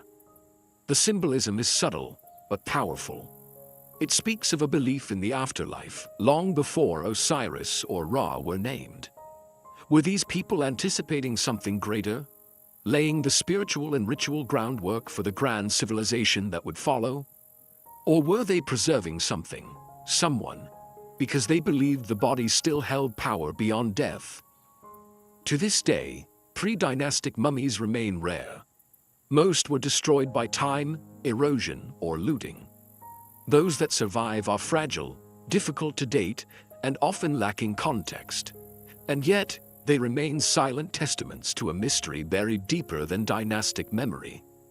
A mystery that suggests that Egypt's mastery of death may not have begun in gilded tombs, but in quiet sands, under starlit skies, thousands of years before the first pyramid rose.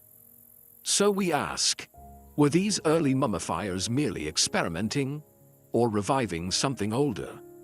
Something passed down from a forgotten chapter of human history? And if this knowledge existed before kings and kingdoms, then what else might have once lived in the silence before Egypt's recorded story begins? From the fragile linen wrappings of pre-dynastic graves, where silent hands first practiced the art of mummification, we now emerge onto a windswept plateau that once echoed with the sounds of chisels and sacred chants. Here, on the edge of the desert south of modern-day Cairo, lies one of the most ancient and layered burial grounds in all of Egypt. A place where time seems to fold in on itself, and where every stone whispers a different story. This is Saqqara, and at its heart, the mysterious expanse known as the Mastaba Fields. Spread across the necropolis like low stone islands jutting from a sea of sand, the mastabas, flat-roofed rectangular tombs with sloping sides, dot the landscape in quiet rows. At first glance, they may seem simple, modest compared to the pyramids, unassuming beside the towering step pyramid of Djoser that dominates the horizon. But within these structures lies a profound enigma, one that predates the grandeur of kings, and perhaps even helped lay the foundation for Egypt's monumental age. The mastabas of Saqqara represent some of the oldest stone funerary architecture in the world. Their earliest forms date to the 1st and 2nd dynasties, more than 5,000 years ago, around 3000 BC. Many belonged not to pharaohs, but to high officials, priests, and members of the elite who served the state during its formative years. Their walls are carved with intricate scenes, hunting in the marshes, preparing offerings, lists of sacred goods for the afterlife. These were not just graves, they were portals, ritual spaces meant to sustain the soul across eternity. But what makes these mastaba fields truly mysterious is not just their age or artistry. It's the sense that we still don't fully understand their original purpose. Why did the Egyptians begin with this architectural form? Why this shape, this orientation, this uniformity? And what compelled them, not long afterward, to transition so dramatically from mastabas to pyramids? The evolution appears sudden. As if something changed, some revelation, some shift in belief or royal ambition. Djoser's Step Pyramid, the first large-scale stone structure in Egypt, and widely considered the first pyramid, was essentially a stack of enlarged mastabas, one atop the other. It rose from the same earth, just meters from earlier mastaba fields. Was it simply innovation? Or was it a reinterpretation of something older, deeper? Some scholars propose that the mastaba form was a symbolic representation of the primordial mound, the shape believed to have risen from the waters of chaos at the beginning of time, according to Egyptian cosmology. Its sloping sides mimicked the sacred geometry of emergence and rebirth. Others believe the mastabas were designed to mimic early mud brick houses or even shrines, making them eternal homes for the deceased. But then come the anomalies. In the northern area of the Saqqara necropolis, some mastabas, like the imposing tomb of Merkah or that of the official Hessi-Ra, show internal features that seem too advanced for their time. Corridors with unexpected precision, stonework that rivals later pyramid craftsmanship. Some walls are decorated with unusual symbolic arrangements, patterns and geometric shapes not fully explained by funerary ritual. And in a few mastabas, there are shafts that descend deep into the bedrock, narrow vertical tunnels whose function is still debated. Were they symbolic pathways to the underworld, hidden storage for grave goods, or could they point to something more complex, more deliberately concealed? The presence of labyrinthine chambers beneath some mastabas, filled with false doors, blind corridors, and sealed niches, has led to speculation that these structures served as more than burial sites. Perhaps they functioned as spiritual initiation centers, places where the elite underwent rites of passage meant to mirror the journey of the soul after death. Or perhaps they were hiding something. Some fringe theorists have suggested that Saqqara, with its dense layering of tombs, temples, and subterranean passages, was part of a much older sacred site, its origins predating even the First Dynasty. The uniform orientation of the mastabas, their alignment with celestial or cardinal directions, and the repetition of certain architectural ratios have all been interpreted by some as signs of inherited knowledge, echoes of an earlier, now lost system of sacred science. But mainstream archaeology urges caution. There is no definitive evidence that the mastabas themselves predate Egypt's early dynasties. Most inscriptions found within them tie directly to known officials and historical periods. And yet, the deeper one looks into Saqqara, the more elusive its story becomes. For instance, beneath the surface of the necropolis lie vast underground galleries, catacombs, and tunnels, some stretching for hundreds of meters. While many of these are attributed to later periods, particularly the late and Ptolemaic eras, their sheer scale suggests that Saqqara remained a site of intense religious significance long after Egypt's political capital shifted away. Why did this place hold such enduring spiritual weight? And why do so many of the mastabas appear clustered around invisible lines, suggesting a plan or a blueprint that modern researchers have yet to fully decode? Today, the mastaba fields of Saqqara remain in quiet desolation. The limestone blocks are worn by centuries of wind and sun. Footprints of ancient builders have long faded, but as archaeologists slowly excavate new layers of the site, new questions emerge from the dust. Were the mastabas simply graves for a rising class of elites? Or were they part of a more complex system, ritual, astronomical, or perhaps something yet to be uncovered? In the silence of Saqqara, we are left with the feeling that much still lies beneath the surface, hidden, waiting. What else might the mastaba fields reveal, if we knew how to listen? From the sunlit mastaba fields of Saqqara, where stone and silence preserve the earliest echoes of Egypt's sacred dead, we now drift northeast toward a place that once stood at the spiritual heart of the ancient world. A city lost within the sprawl of modern Cairo, its temples broken, its avenues erased. And yet, its name still hums with power. Heliopolis, the city of the sun. Here, in what was once a flourishing center of wisdom and worship, the greatest minds of ancient Egypt studied the stars, observed the turning of seasons, and composed the earliest myths of creation. This was the birthplace of the Ennead, the 9 gods who governed the cosmos, the sacred center from which the sun itself was believed to rise. And towering over its vast temple complex once stood monuments unlike any others, the obelisks of Heliopolis. Today, only one remains, a single granite shaft, known as the Obelisk of Senusret I, stands isolated in a dusty plaza, surrounded by traffic and time. It is the oldest surviving obelisk still in its original position, carved nearly 4,000 years ago during the 12th dynasty. Rising over 60 feet into the air, its sides are inscribed with hieroglyphs, praising the king and the solar gods. But this lone sentinel is just a shadow of what once was. Historical records, inscriptions, and accounts from later periods suggest that Heliopolis once held dozens of obelisks, slender monoliths of red granite quarried from Aswan, polished to gleam in the sunlight, and raised to honor the sun god Ra. They lined temple courts, flanked sacred processional ways, and marked cosmological alignments with mathematical precision. They were not just decorative, they were instruments of time, stone needles linking earth to sky. So where did they go? The mystery of Heliopolis is not merely one of ruins, but of absence.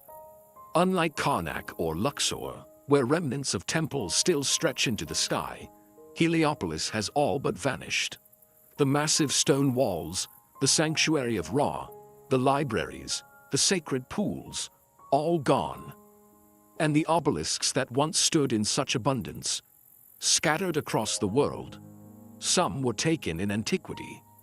During the Roman period, emperors transported obelisks to adorn their new capital. One now stands in the center of the Vatican. Another marks the Place de la Concorde in Paris. Others reside in London, Istanbul, and New York. But even accounting for these known monuments, the tally doesn't match. The math leaves gaps. Several obelisks from Heliopolis are simply missing. Unrecorded, undocumented, lost. Were they broken down and repurposed during later construction booms? Destroyed in ancient conflicts or natural disasters? Or were they deliberately buried, hidden from view, concealed beneath modern neighborhoods or layers of Nile silt? There is evidence to support all possibilities. Satellite imaging and ground-penetrating radar have revealed large stone anomalies beneath the surface of the area, known today as Ain Shams, where ancient Heliopolis once stood. These subterranean features may be foundations, walls, or even fallen monoliths. But decades of urban expansion have made excavation nearly impossible. Apartment buildings, roads, and factories now sit atop this ancient landscape. Whatever secrets lie below remain locked in place. But even as the physical trail grows cold, the symbolic mystery deepens. Why were so many obelisks moved from Heliopolis in the first place? And why did successive rulers from the Romans to the French, feel compelled to possess them. Perhaps it was more than just admiration for Egyptian artistry. The obelisk was more than a monument. In Egyptian belief, it was the Benben, a symbol of the first land to emerge from the primeval waters of chaos. It represented creation, stability, and the enduring power of the sun. To place an obelisk in one city was to import a fragment of divine order, a cosmic anchor. But if that's true, what was the cost of removing them from their original sacred context? Did the dispersion of Heliopolis's obelisks reflect the slow disintegration of Egypt's spiritual core? Or were the stones removed during times of collapse, taken not to preserve their power, but to prevent it from falling into the wrong hands? Some researchers speculate that beneath Heliopolis's missing temple lie other monoliths, ones that were never meant to be moved. Hidden shafts, sealed chambers, elements of a solar cult whose deepest rituals were kept from public knowledge. Others wonder if Heliopolis was more than a religious capital. Could it have been an ancient observatory? A center of archaeoastronomical learning, now erased by time? We may never know. Today, the obelisk of Senusret. I stands alone, unprotected, uncelebrated, surrounded by concrete and noise. Its inscriptions still gleam faintly in the sunlight, calling out across millennia. But they are not answered, and so the question remains: what happened to the lost obelisks of Heliopolis? Were they victims of conquest, of erosion, of forgetting? Or do they still lie beneath the earth, waiting to be revealed once more? As the sun sets over Cairo's eastern horizon, it casts a golden light across the broken stones of the forgotten city. The air grows still, and for a moment, it's possible to imagine the forest of obelisks rising again. Each one a silent hymn to a civilization that reached for the sky. What else lies buried beneath the city of the sun? As the scattered obelisks of Heliopolis vanish into foreign skylines and layers of forgotten stone, the trail of Egypt's solar devotion leads us further still, into the quiet sands west of modern-day Cairo, where another sacred structure once shimmered under the sun's gaze. Today, little remains above the surface. Only low mounds and broken masonry hint at what once stood. But beneath the dust lies a site that once held immense cosmic significance: the solar temple of Pharaoh Sahur. Tucked near the edge of Abu Sir, between the more famous necropolises of Saqqara and Giza, Sahura's Sun Temple was one of the earliest monumental expressions of a divine relationship that defined much of Egypt's ancient worldview: the pharaoh's bond with Ra, the god of the sun. Built during the 5th dynasty, around 2480 BC, the temple was known to the ancients as Sekhet Ra, meaning field of Ra. It was part of a broader trend among 5th dynasty kings, several of whom commissioned solar temples as distinct from their pyramid complexes. But Sahura's temple, now heavily eroded and buried, was likely among the most elaborate. A walled sanctuary with altars, open courtyards, and a central obelisk or sun pillar that once rose skyward from the heart of the structure. It was not a tomb. It was a celebration of light, of divine energy, and of eternal renewal.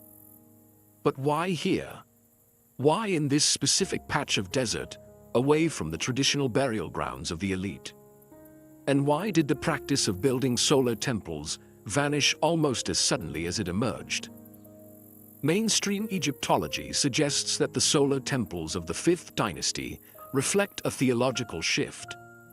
These kings, unlike their predecessors, emphasized a more direct connection with Ra.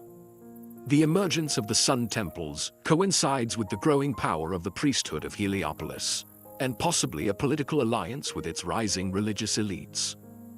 The temples would have served as ceremonial centers for public and royal rituals, offerings to the sun, reaffirmations of cosmic order, and demonstrations of the king's divine authority. But when archaeologists unearthed what little remains of Sahura's solar temple, they found more questions than answers. The structure was heavily damaged, some say deliberately dismantled. Foundations that once supported massive stone walls now lie shattered. The central obelisk, if it ever existed in full, has not survived. Decorative elements, if they were ever inscribed, have faded or vanished. What can be seen today are sun-baked blocks, a few fragments of pillars, and the faint outlines of walls that once formed an enclosure filled with symbolic power. Was it simply a victim of time, or was something else at work? Unlike pyramids, which were buried and sealed, the solar temples were exposed, open to the sky by design. This made them more vulnerable to erosion, plundering, or political neglect. Some believe that the temples may have been intentionally defaced during later dynasties, particularly as religious ideologies shifted.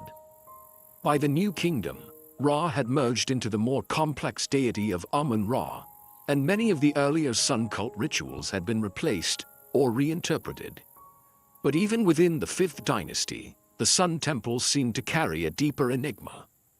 Of the 6 kings who are believed to have constructed such temples, only 2, those of Userkaf and Niuserre, have been positively identified and excavated in part. Others, like Sahir's, remain largely buried or lost altogether. And even the ones that have been studied leave no clear explanation as to why this architectural tradition rose so suddenly, then ceased just as quickly. Could the solar temples have held a function we've yet to fully grasp? Some researchers propose that they may have operated as observational tools, early solar observatories that marked the movement of the sun through the seasons, used for agricultural planning or ritual alignment. Others suggest they were meant to harness symbolic energy, their obelisks acting as spiritual beacons, channeling divine light into the physical realm. A few more speculative voices ask whether these temples were part of a forgotten technological tradition, structures that worked in tandem with Egypt's sacred geometry and knowledge of celestial mechanics. If so, what knowledge has been lost with the stones? The name Field of Ra itself invites reflection. Was the temple merely a stage for ceremonial offerings?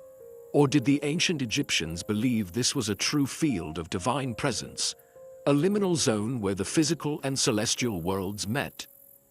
Today, Sahura's Sun Temple remains inaccessible to the public, overgrown and unexcavated in many parts. It rests beneath layers of earth, time, and modern obscurity. A monument to the sun, hidden from the sun.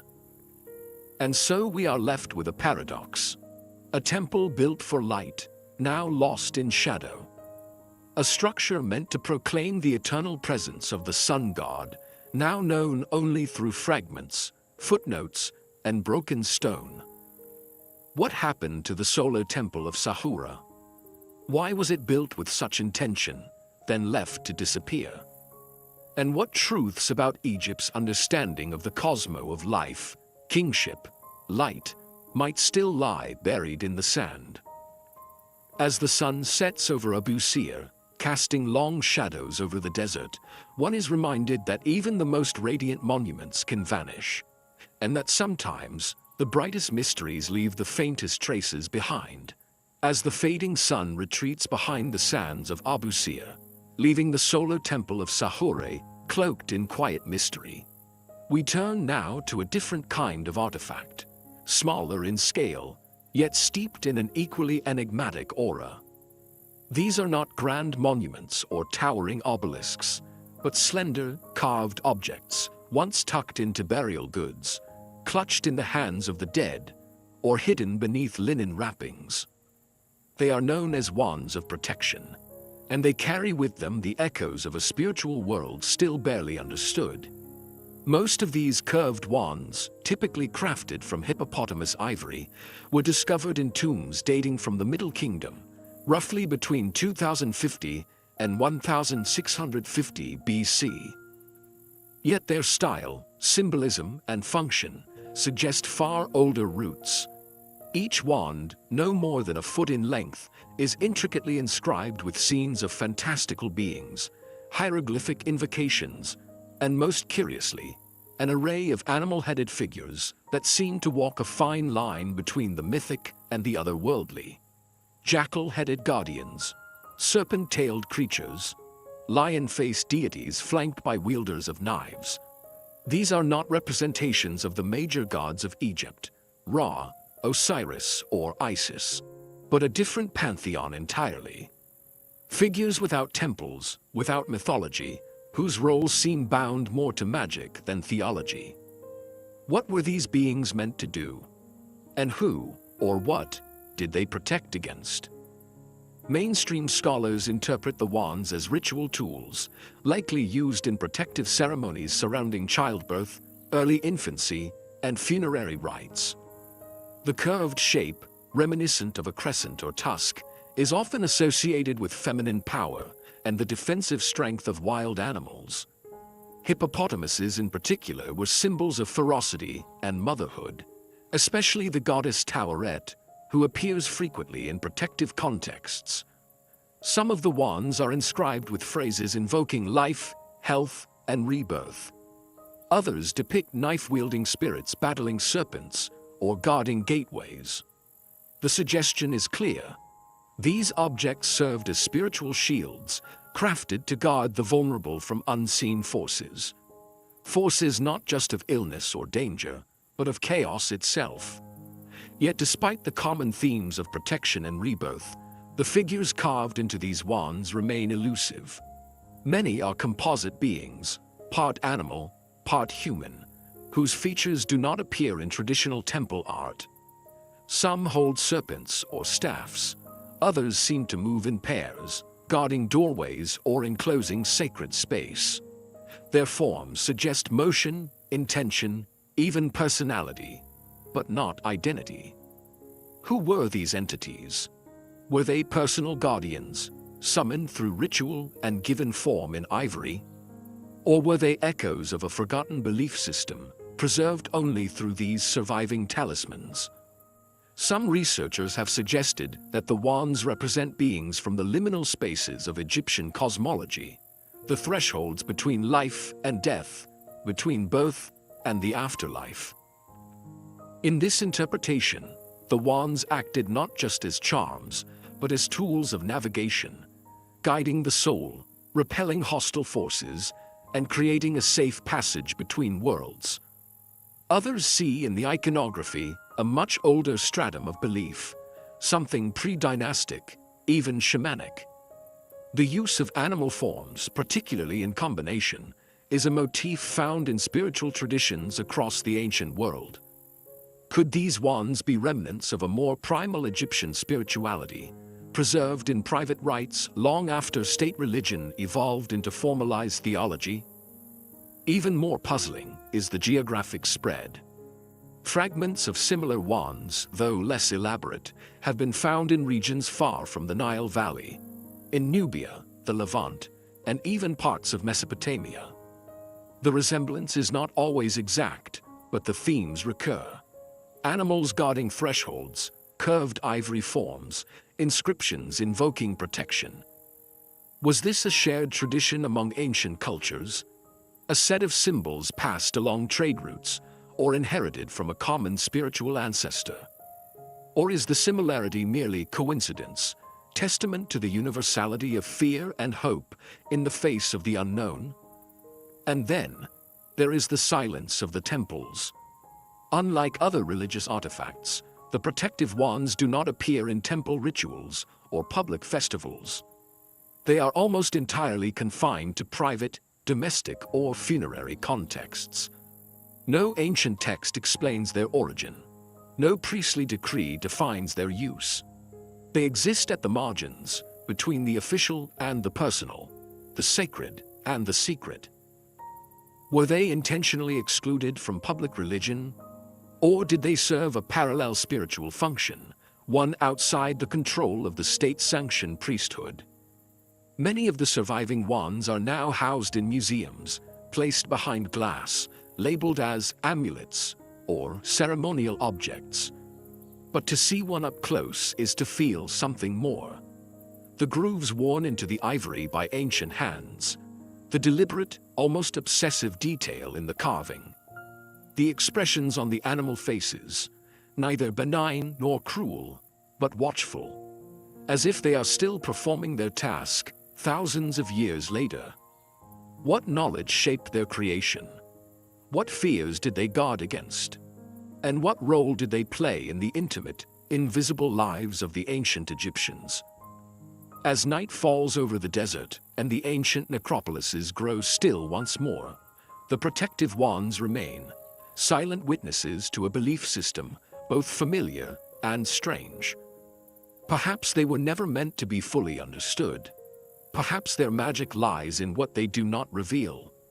And so we wonder, what do these ivory guardians still protect? And what truths, carved in their delicate forms, remain hidden just beyond our reach? From the intimate, protective carvings of ivory wands, objects born of spiritual necessity and buried in the arms of the vulnerable, we now shift our gaze to a far grander and more silent mystery. Beyond the Nile, beyond the temples, beyond even the known borders of ancient Egyptian civilization, lies a vast and haunting expanse. The Western Desert. It stretches westward like an ocean of stone and sand, barren, windswept, and deceptively empty. But scattered throughout this desolation are whispers of something far older than the pharaohs, faint outlines of structures half buried by dunes, rock carvings that speak in forgotten tongues, shattered tools and stone circles that predate history itself. These are the unexplored sites of Egypt's Western Desert, places few have seen and even fewer have understood. At first glance, the Western Desert seems inhospitable. Temperatures soar by day, plummet by night. Water is scarce. Vegetation is almost non-existent. And yet, the evidence is undeniable. Thousands of years ago, this land was alive. Satellite imagery and ground expeditions have revealed ancient trackways, caravan routes, and settlements buried beneath layers of sand. Archaeologists have identified dry riverbeds, once flowing tributaries that would have supported agriculture, wildlife, and human settlement. Around the Gilf Kebir Plateau and the Great Sand Sea, remnants of early human activity date back as far as 9000 BC, when the Sahara was green and lush. One of the most enigmatic sites in this forgotten landscape is Nabta Playa. Located near the modern-day border with Sudan, Nabta is a prehistoric ceremonial center that challenges our understanding of time. Here, megalithic stones, some weighing several tons, were arranged in precise patterns that appear to mark astronomical alignments. A central circle, often compared to Stonehenge, aligns with the summer solstice sunrise. Radiating spokes suggest knowledge of the cardinal directions, and certain arrangements may even correspond to the rising of specific stars in Orion's belt. But Nabta dates to at least 6000 BC, thousands of years before the pyramids, before hieroglyphs, before the unified Egyptian state. Who built it? And how did they possess such sophisticated understanding of the heavens? Mainstream theories suggest that these were early cattle herders, part of a mobile pastoral culture that migrated across the Sahara during its brief wet phase. They may have used the sky as a calendar, tracking the seasons to guide grazing patterns. The monument, in this view, was both practical and spiritual, a gathering place that blended observation and ceremony. But not all researchers are satisfied with this explanation. The precision of the alignments, the scale of the labor involved, and the symbolic parallels with later Egyptian religious motifs, particularly the association with Orion and the afterlife, have led some to speculate that Nabta Playa was not an isolated invention, but part of a deeper cultural lineage, a precursor to the cosmology that would later dominate Egyptian thought. Could the builders of Nabta have been the intellectual ancestors of the pyramid architects? Or were they drawing on an even older tradition, one now lost to time and sand? And Nabta is not alone. Throughout the Western Desert, explorers have stumbled upon petroglyphs, rock carvings of animals no longer found in the region. Giraffes, elephants, even crocodiles. These are not idle doodles. Many are etched with care, spaced evenly, arranged in groupings that hint at ritual or storytelling. At sites like the Cave of Swimmers in the Gilf Kabir, haunting human figures seem to drift across the walls, arms outstretched as if suspended in water. Were these images symbolic, ceremonial, or records of a world that once existed? A world where the desert was a sea of grass, and humanity's earliest beliefs took root in the shifting soil. More recently, archaeological teams have uncovered mud brick structures, storage pits, and possible burial sites scattered across the desert's edge. But many of these remain unstudied, hidden not just by geography, but by political instability, extreme conditions, and lack of funding.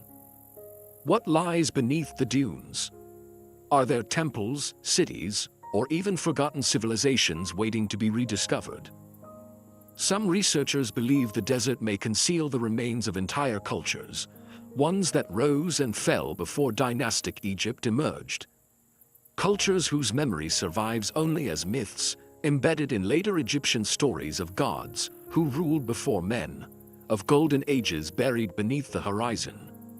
More speculative theories propose even more radical ideas. Could the Western Desert be the missing link between Egypt and other ancient centers of knowledge? Did knowledge flow westward from the Nile, or eastward from deeper Africa?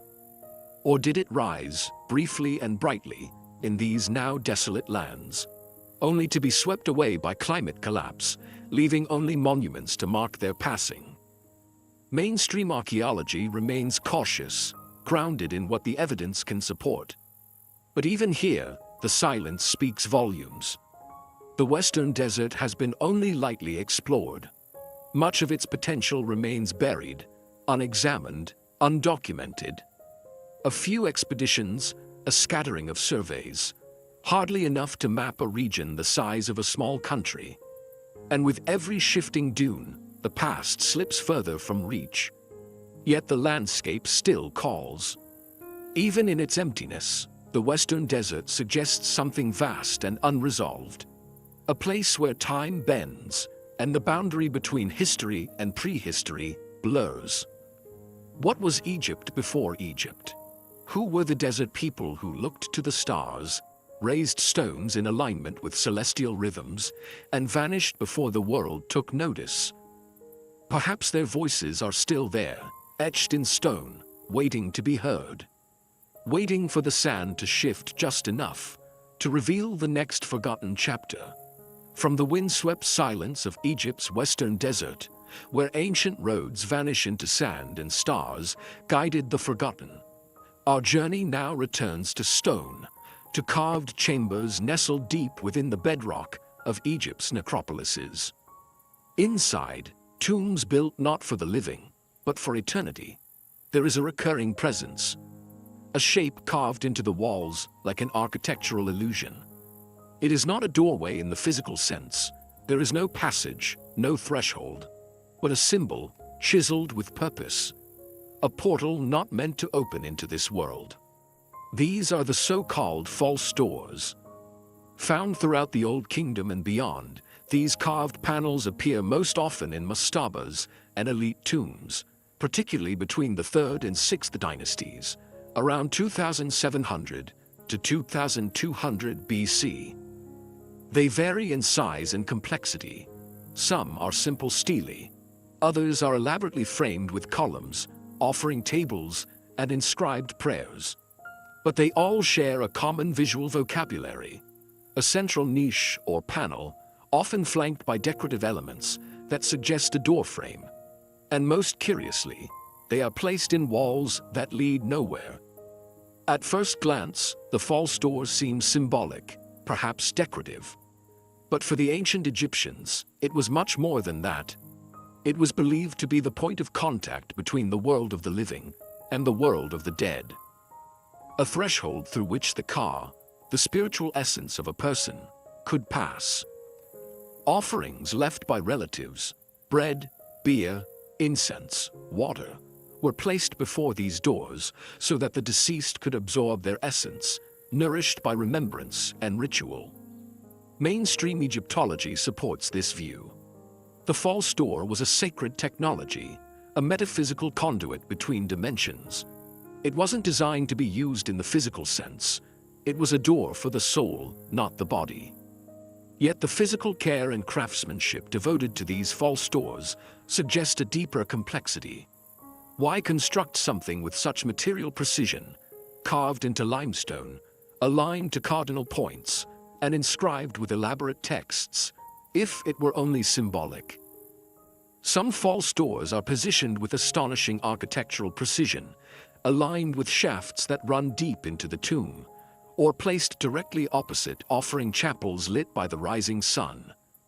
The orientation appears intentional, suggesting that they weren't merely decorative carvings, but functional elements in a ritual system that may have included sound, light, and sacred geometry. What exactly did the Egyptians believe was happening at the false door? Some scholars propose that the space around the door was used in ritual reenactments. Priests or family members might perform gestures, recite prayers, or make offerings at specific times of day, seasons, or celestial alignments. The door served as a focal point, a site where the realms intersected, if only briefly. But there are no complete records of how such ceremonies were performed.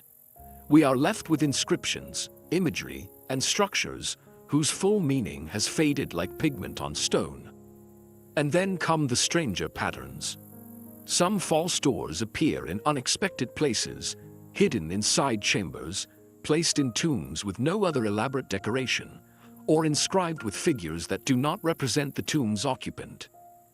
There are cases where multiple false doors are found in a single tomb, sometimes facing each other across a narrow space, as if forming a passage for something unseen. Were these merely symbolic redundancies? Or did they mark specific metaphysical zones, spaces intended for movement, communication, or perhaps even containment? A few fringe theorists have proposed more speculative possibilities. Could the false doors represent more than spiritual access points? Might they have functioned as cognitive tools, architectural focal points meant to induce altered states of awareness in the living? A place where mourning became communion, where ritual intention shaped perception. Others point to the resonance of carved stone, suggesting that chanting or ritual music within the tomb's architecture, focused on the false door, could have created specific acoustic effects. Could sound, architecture, and belief have been deliberately combined to simulate or facilitate an encounter with the beyond? In one notable example, the Tomb of Ti at Saqqara, dated to the 5th dynasty, features a highly detailed false door surrounded by vibrant reliefs of daily life, cattle herding, boat building, harvesting. The contrast is striking. While the scenes depict motion and activity, the false door remains still, framed and separate, as if it observes silently from another realm. What was Ti trying to communicate about his continued presence in the world? What did he hope to receive, or to return, through that carved threshold? And then, there's the question of who had access to these doorways. Were they meant only for the deceased, or could certain individuals, priests, initiates, or family members, interact with the spirit realm through these portals in meaningful ways? The Egyptians never saw death as an ending. It was a transition, a shift into another phase of being that required guidance, offerings, and sacred architecture. The false door was not a metaphor, it was a mechanism, a piece of spiritual infrastructure. But how exactly did it work? Today, many false doors are worn and eroded. The chapels are empty, the offerings long vanished. The names etched into stone are silent, their voices forgotten. Yet the doors remain, uncannily intact, standing in stone corridors that lead nowhere and everywhere. They remind us that for the ancient Egyptians, The boundaries between life and death were never as solid as we imagine. That the soul, like the desert wind, needed a way to return, a way to pass through. And so we ask, what passed through these doors? Were they invitations to the sacred, or warnings to the unprepared? What secrets still linger on the threshold, just out of reach? From the carved thresholds of Egypt's tombs, false doors that opened not into corridors of stone, but into unseen realms. We now return to one of the most iconic and scrutinized landscapes on Earth. A place where mystery lies not just in what stands above ground, but in what may lie hidden below. Here, at the foot of the Great Pyramid, beneath layers of bedrock and centuries of speculation, whispers persist of something lost. A structure yet undiscovered. A temple beneath the Giza Plateau. The Giza Plateau rises like a vast stage on the edge of Cairo's ever-encroaching urban sprawl. The pyramids of Khufu, Khafre, and Menkaure dominate the skyline, monuments of stone that have stood for over 4,000 years. Beside them, the enigmatic Sphinx gazes eastward, its gaze locked on the horizon. But for all the attention paid to these visible giants, the ground beneath their foundations holds stories we are only beginning to suspect. Ancient texts, local legends, and modern scans suggest that Giza may not be a completed picture, but a layered one. Some of the oldest traditions speak of a hidden chamber, a buried sanctuary, dedicated not to a king, but to the gods, or perhaps something older than gods. Herodotus, the Greek historian who visited Egypt in the 5th century BC, described underground chambers beneath the pyramids. Later Arab accounts, such as those of al-Makrizi and Abd al-Latif, speak of tunnels, trapdoors, and forbidden passages beneath the Sphinx and the plateau itself. Were these merely mythic embellishments, or echoes of something real? In the late 20th and early 21st centuries, modern tools brought new intrigue. Ground-penetrating radar surveys and seismic scans conducted in areas surrounding the Sphinx and the Great Pyramid revealed anomalies, subsurface cavities, regular geometric shapes, and possible corridors carved into the bedrock. One such anomaly lies just south of the Sphinx, a rectangular void beneath the pause, where no chambers were previously known to exist. Egyptian authorities have long denied the presence of significant unexplored structures beneath Giza. Official excavations have focused on cataloging existing monuments and restoring visible temples.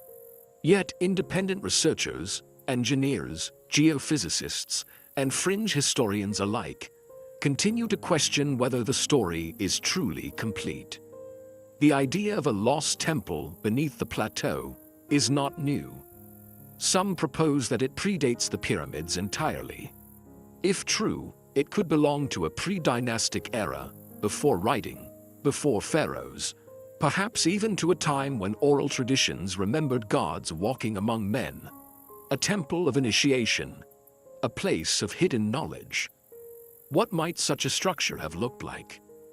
Some point to the Osirian at Abydos, a megalithic underground chamber constructed with Cyclopean granite blocks, sunken below the temple of Seti I.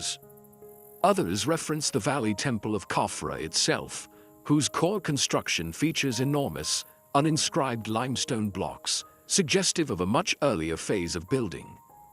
Could there be another such temple, still buried? And if there is, why has it remained concealed? The geology of Giza provides both challenge and cover. The plateau is composed of stratified limestone layers, some more resistant to erosion than others. Subterranean chambers would be difficult to detect without comprehensive and sustained scanning. Even when anomalies are found, distinguishing natural fissures from human-made structures is complex and politically delicate. Moreover, the archaeological narrative of Giza has long been guarded. To entertain the possibility of a hidden structure that predates the pyramids raises uncomfortable questions. Who built it? Why was it hidden? And what knowledge, if any, might be contained within. Some speculative theories verge on the fantastic, proposing connections to lost civilizations, Atlantean mythologies, or extraterrestrial influences. These theories often leap beyond the evidence, but their core question remains valid. Have we truly explored everything beneath Giza? What we do know is that the plateau was more than a royal necropolis. It was a ritual landscape, engineered with celestial precision. The alignment of the pyramids with Orion's belt, the solar symbolism of the Sphinx, the orientation of temples to cardinal points, all speak to a deeper intention. If a hidden temple does lie beneath, it would not be accidental. It would be part of this grand design. A place not for the masses, but for the initiated. A chamber not meant to glorify kings, but to preserve something sacred. And if such a place exists, untouched for millennia, what condition would it be in? Would it be empty, long looted by ancient hands, or sealed, undisturbed, its purpose still intact? Today, most of the plateau remains closed to deep excavation. The ground near the Sphinx is protected, and permits to dig in sensitive areas are rarely granted. For now, the anomalies remain unconfirmed. The scans are filed away.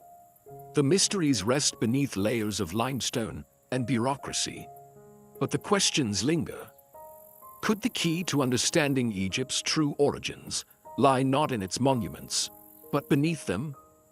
Have we been looking too long at what towers above, and not long enough at what waits below? And perhaps the most haunting question of all, what if, just meters beneath our feet, the sands of Giza still guard a truth we are not yet ready to uncover? In the stillness of the plateau, as the last light fades over the pyramids and the stars begin to wheel overhead, the earth below remains undisturbed, watching, waiting. As the night settles gently over the Giza plateau, casting shadows across the silent pyramids and whatever secrets may lie beneath them, we turn our attention to something more delicate. A symbol not carved in stone, but drawn in ink, painted on papyrus, and pressed into temple walls. A flower, the Nymphea Caerulea, the sacred blue lotus. It appears everywhere in ancient Egyptian art, clutched in the hands of gods, emerging from the mouths of kings, blooming beside the sun god in scenes of cosmic rebirth. At first glance, it might seem purely symbolic, a beautiful flourish. But the blue lotus is more than an artistic motif. It is a mystery in its own right, one deeply entwined with ritual, healing, and perhaps even altered states of consciousness. The blue lotus was native to the Nile and its tributaries, thriving in slow-moving waters. Its blossoms opened each morning with the rising sun and closed again at dusk. This daily rhythm, so elegantly tied to light and darkness, life and death, made it an enduring metaphor for rebirth. In religious texts, it is from a lotus that the sun god Ra is said to have first emerged at the beginning of creation. It is not just a plant, it is a cosmic principle. And yet, beyond the myth, there are signs of a more practical, more experiential role. In tomb paintings and stelae, we find images of banquet scenes, men and women reclining, drinking, adorned with garlands of lotus flowers. The flower is often held to the nose, not simply admired, but inhaled. Sometimes it's infused into wine. Sometimes it's presented in isolation, hovering beside a figure in states of reverie. What exactly was being consumed? Modern chemical analysis has revealed that Nymphea Caerulea contains aporphine and nuciferine, alkaloids that have mild psychoactive and sedative properties. When steeped in wine or infused into oil, it can produce sensations of euphoria, tranquility, and dreamlike awareness. In large doses, it may even alter perception. Was the blue lotus used to induce trance states? To soften the veil between worlds during funerary rites, or in temples during communion with the divine? Some Egyptologists believe so. The flower's presence in religious scenes is too consistent, its context too focused, to dismiss. It is often associated with the god Nefertim, depicted with a lotus emerging from his head, who was invoked in temple rituals as a healer and intermediary of light. In this view, the blue lotus was both medicine and spiritual instrument. But the texts are vague. No ancient Egyptian pharmacopoeia has survived to explain dosage, preparation, or ceremonial use. Instead, we're left with visual clues, scattered references, and indirect associations. Could it be that its use was part of an oral tradition, transmitted only through priesthoods and never recorded in writing? More speculative theories suggest that the blue lotus may have played a central role in the mystery schools of Egypt, esoteric institutions believed by some to have preserved ancient knowledge of the soul, the cosmos, and the afterlife. According to this line of thought, initiates may have used lotus infusions to enter altered states, dreams guided by trained priests to receive visions, teachings, or communion with ancestral spirits. While no conclusive evidence supports this view, it aligns with practices found in other ancient cultures. From the Eleusinian mysteries of Greece to shamanic traditions in Central America, the use of psychoactive plants as tools for ritual transformation is well documented. Might Egypt too have had its own living pharmacology? There are even those who argue that the blue lotus was not a solitary substance, but one element in a larger sacred pharmacopoeia, combined with wine, honey, or other plants in complex rituals of death, healing, and rebirth. Could this explain the recurrence of certain motifs, scenes of music, perfume, and ecstatic movement around blue lotus imagery? The truth remains elusive. Despite the plant's unmistakable presence in Egypt's visual language, hard evidence of its ritual use remains just out of reach. Archaeobotanical remains are rare. Ancient wine jars, even those with lotus residue, are often too degraded to yield full chemical profiles. And without textual confirmation, the line between ceremony and symbolism remains blurred. What we are left with is a flower that defies simplicity. It is at once sacred and sensual, mythic and medicinal. It represents creation and decay, the light of the sun and the stillness of water.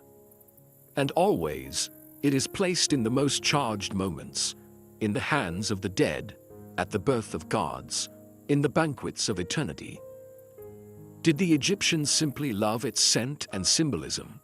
Or did they understand something about its effects that we have forgotten?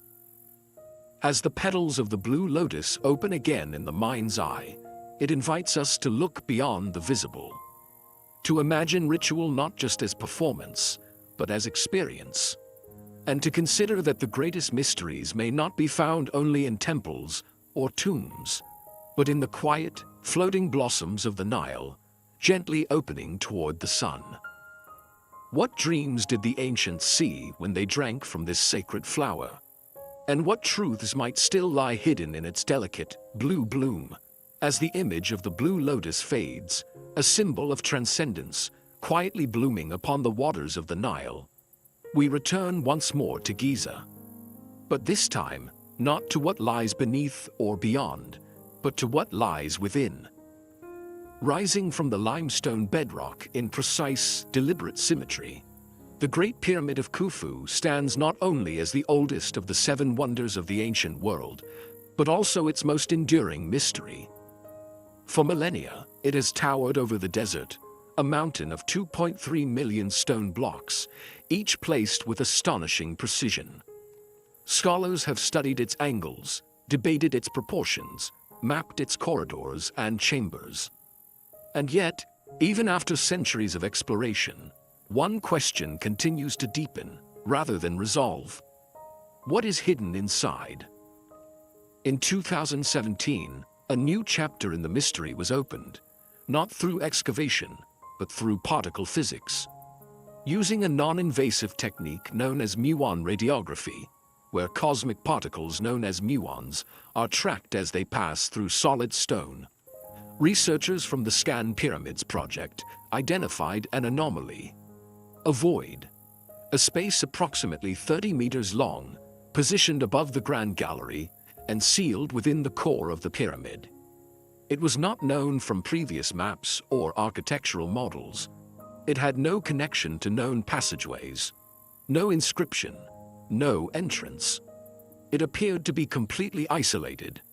The discovery sent a ripple through both the academic world and the public imagination. For the first time in centuries, we had found a new space within Khufu's pyramid, something untouched, unseen, and unknown. But what is it?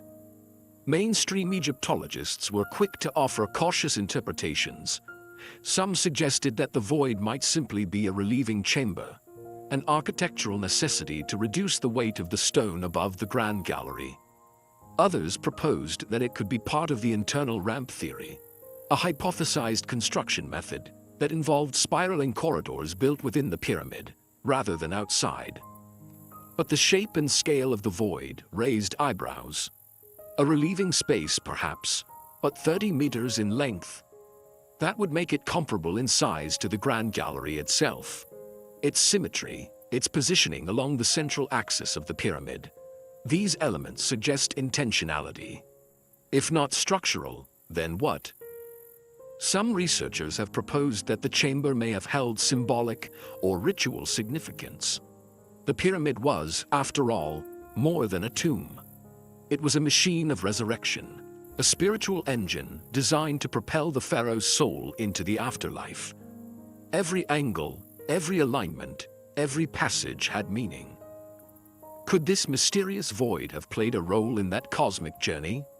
Was it a storage space for sacred objects, items necessary for the pharaoh's transformation that were sealed away and never meant to be retrieved? Or was it a symbolic chamber, a duat within the stone, echoing the mythic passage through the underworld? And then, of course, there are the more speculative theories.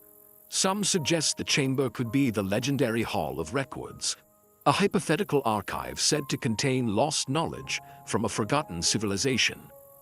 While most mainstream scholars dismiss this idea as pure myth, it persists in fringe circles, fueled by tantalizing gaps in our understanding and the still undiscovered contents of the pyramid's hidden spaces.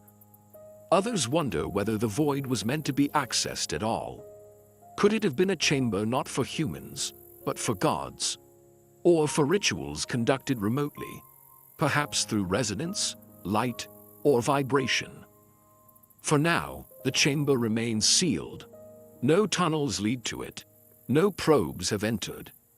Egyptian authorities have, so far, restricted further exploration, citing the need for preservation and caution. The mystery remains, quite literally, out of reach. And yet, the questions refuse to disappear. This is not the first unknown space discovered inside the Great Pyramid. In the 19th century, tiny air shafts were found leading from the king's and queen's chambers to the outer surface of the pyramid. Their function remains debated. Ventilation, star alignments, spiritual escape routes. In 2002, a robotic probe exploring one of these shafts encountered a small stone door, fitted with copper handles. Beyond it, another chamber, another sealed space, another question. The Great Pyramid does not give up its secrets easily. Each discovery deepens the enigma rather than resolves it. It is worth remembering that Khufu's burial chamber itself contains no inscriptions, no sarcophagus lid, no funerary text, no evidence, in fact, that a burial ever took place. Some believe the pharaoh's body was stolen in antiquity. Others believe it was never placed there at all. Was the pyramid a tomb, or something else entirely? The newly discovered void challenges our assumptions. It reminds us that even within the most studied structure in the ancient world, there is room for surprise. And so we are left with a silent, hidden chamber. 30 meters of darkness sealed in stone, hovering above a pathway once walked by builders, priests, perhaps even kings. What lies inside? Stone? Air? Something more? We do not yet know. But perhaps that is what the pyramid has always offered us. Not just answers, but invitation. To wonder, to imagine, to seek. What else lies within the heart of Khufu's pyramid, waiting in the quiet for us to listen? From the hidden void within Khufu's pyramid, a silent chamber sealed in stone, we turn now to two smaller, more familiar objects. Symbols often overlooked for their ubiquity, yet steeped in layers of meaning that remain, to this day, partially veiled. Found in tomb paintings, statues, reliefs, and sacred iconography, they are always held tightly in the arms of the pharaoh, the Heka and the Nekaka, the crook and flail, crossed over the chest of kings, carved into sarcophagi, or grasped by the god Osiris himself. These tools are among the most instantly recognizable emblems of ancient Egyptian authority. And yet, while their form is clear, their full significance, their true ceremonial purpose, remains one of Egypt's quieter mysteries. The crook, curved at the end like a shepherd's staff. The flail, composed of 3 strands, knotted and bound. Together, they represent rulership. But perhaps something more. The standard interpretation sees the crook as a symbol of guidance. The shepherd's tool, used to lead the flock, to protect and direct. The flail, meanwhile, is often associated with discipline or kingship over agriculture. A symbol of fertility, tied to the threshing of grain. In this reading, the pharaoh holds both mercy and justice, sustenance and command. But look closer, and questions begin to arise. The flail, as it appears in art and sculpture, bears little resemblance to the flails used for agriculture. It is not the broad implement used to beat wheat or barley. It is more compact, more abstract. Its strands are often rendered stiff, even stylized, their true material unknown. Nor does it resemble any known weapon of war. What, then, was it? And the crook, though more visually aligned with the shepherd's tool, is never depicted in use. It is always held upright, across the chest, close to the body. Reverent, almost defensive. Was it truly meant to represent animal husbandry? Or did it have a more sacred function? We know that both the crook and flail were already associated with power during Egypt's earliest dynasties, as far back as 3000 BC. They appear in the hands of Osiris in some of the oldest known depictions, long before many other gods acquired their standard iconography. This has led some scholars to propose that these were not just royal regalia. They were instruments of divine legitimacy, relics inherited from a mythic past when gods ruled the land. Could they have been ritual objects before they were political ones? One possibility is that the crook and flail were not symbolic at all, but functional, used in temple rituals, perhaps during the coronation or rejuvenation ceremonies of the king. The said festival, a renewal rite held in the 30th year of a pharaoh's reign, often included the redawning of these items, a symbolic rebirth of kingship. But the precise role they played in these rites is unrecorded. The priests who enacted these mysteries left behind no manuals, no instructions, only images.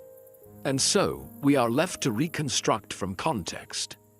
In many tombs, the crook and flail are placed upon the mummy, reinforcing the belief that the king remained ruler, even in death. In statues, they appear not only in the hands of kings, but of gods, Osiris, Anubis, even Horus.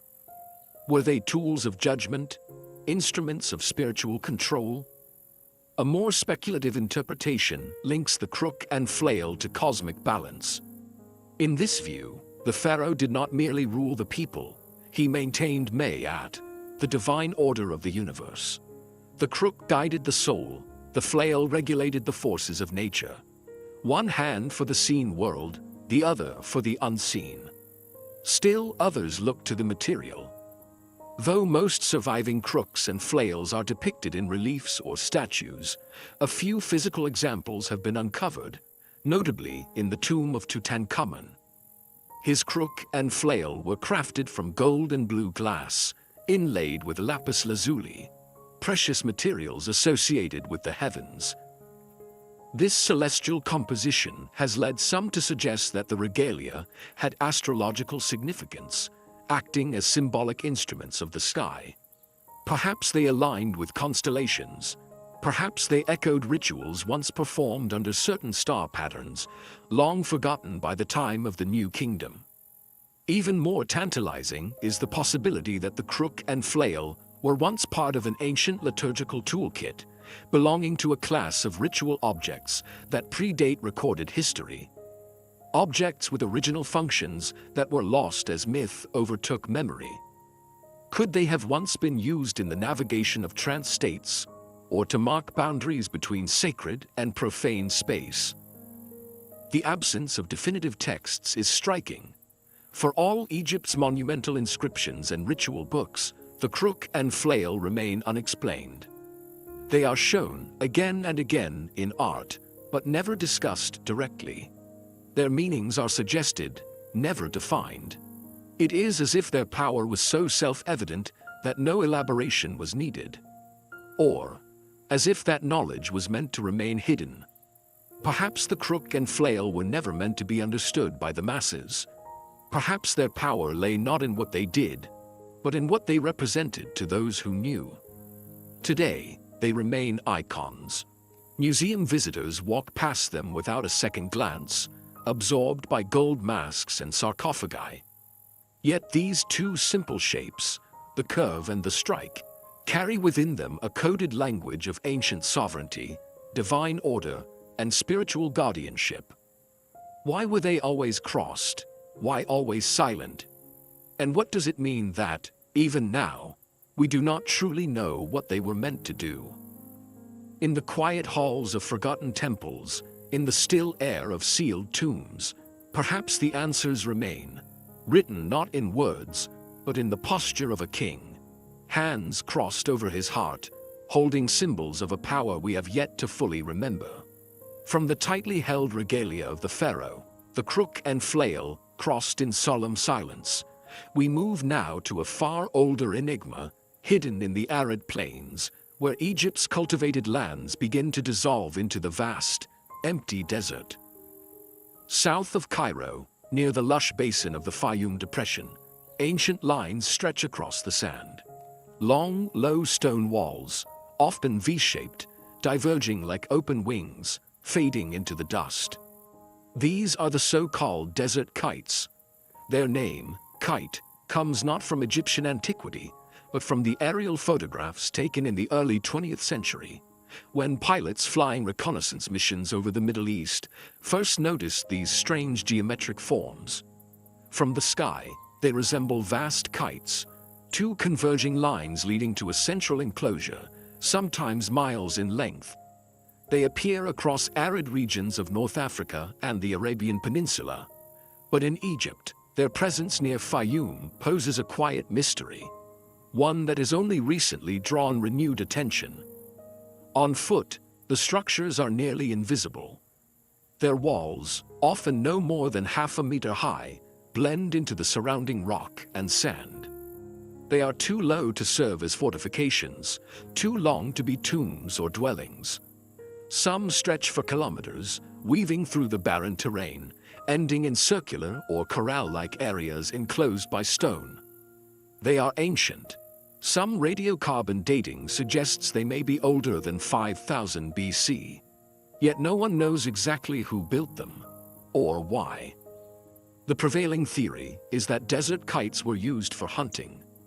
According to this view, the long stone arms would guide wild animals, gazelle, oryx, perhaps even now extinct species, into the enclosures, where hunters could trap or kill them more easily. The structures would have functioned as massive funneling systems, invisible enough not to alarm prey until it was too late to escape. This method of hunting would have allowed small groups of people to capture large numbers of animals with minimal effort. But this theory, while plausible, opens further questions. For one, the scale of these structures is staggering. Some involve kilometers of carefully placed stonework, far more labor-intensive than what might be expected for a temporary or seasonal hunting strategy. Their design is deliberate, consistent, suggesting coordination, knowledge, and purpose. Were these truly the tools of nomadic hunters, or do they reflect something more complex? Some researchers have suggested that the desert kites were not just about sustenance, but ritual. Perhaps the hunt itself was ceremonial, an act reenacting mythic cycles of death and renewal, tied to the sacred rhythm of the land. If so, the kite wasn't just a trap. It was a stage, a place where survival and belief were woven into one. Others have noted that many of these structures align with celestial points or follow topographical features in ways that hint at a deeper understanding of space. Could the enclosures have doubled as ritual spaces, marking astronomical events? Could they have served seasonal functions, tied to the migration of animals or the rise of certain stars? There is also the question of what happened after the kill. Some kites end in large open areas. Others terminate in tightly walled spaces that seem far too small to hold large numbers of animals. No bones have been definitively linked to their use. No inscriptions offer clarity. Did the animals escape? Were they sacrificed? Or were they never captured at all? Then there is the cultural gap. The builders of the Fayum kites left no known written records, no tombs, no temples. Their identity is unknown. They predate dynastic Egypt, yet seem to share in its same architectural intentionality. Were they part of a precursor culture? A regional population whose memory was later absorbed into the mythos of the Nile? Interestingly, the Fayum region itself is a place of deep, ancient continuity. Its fertile lake system supported some of Egypt's earliest agricultural settlements. Some archaeologists believe that sedentary life began here, earlier than anywhere else in the Nile Valley. Could the desert kites reflect a transitional moment? A culture moving from hunting to herding, using stone not just to catch prey, but to shape its landscape. More speculative voices suggest even stranger ideas. Could the kites be symbolic maps, pilgrimage routes, representations of constellations, or sacred geometry carved into the earth? Some theories liken them to geoglyphs like the Nazca lines of Peru. Large-scale, low-relief designs whose full patterns only emerge from above. Were the kites intended to be seen from the sky? And if so, by whom? There is little to anchor these ideas in evidence. And yet, the mystery persists. Despite modern technology, drones, satellite imaging, ground surveys, no conclusive answer has emerged. The desert holds its silence. The stones remain, half buried in wind-blown sand, their purpose still intact, but unspoken. The desert kites near Fayum are not grand monuments like the pyramids. They do not promise gold, nor reveal the names of kings. But they challenge us all the same. Who built them? What knowledge did they encode into these elegant, geometric arms that stretch like wings across the land? Were they tools for survival, ritual, worship, or something else entirely? Something we have yet to imagine. As the sun lowers over the Fayum Basin, casting long shadows across the shallow ridgelines of these forgotten walls, we are left with quiet forms that defy explanation. Lines drawn in a language we no longer speak. What story were the stones trying to tell? And what lies just beyond their reach, still waiting to be understood? As the sun disappears behind the low ridge lines of Fayum, casting long shadows over the ancient desert kites, we return once again to the depths of Egypt's sacred chambers, into tombs sealed with gold, stone, and spells. Places where pharaohs were entombed with the treasures they believed they would need in the afterlife.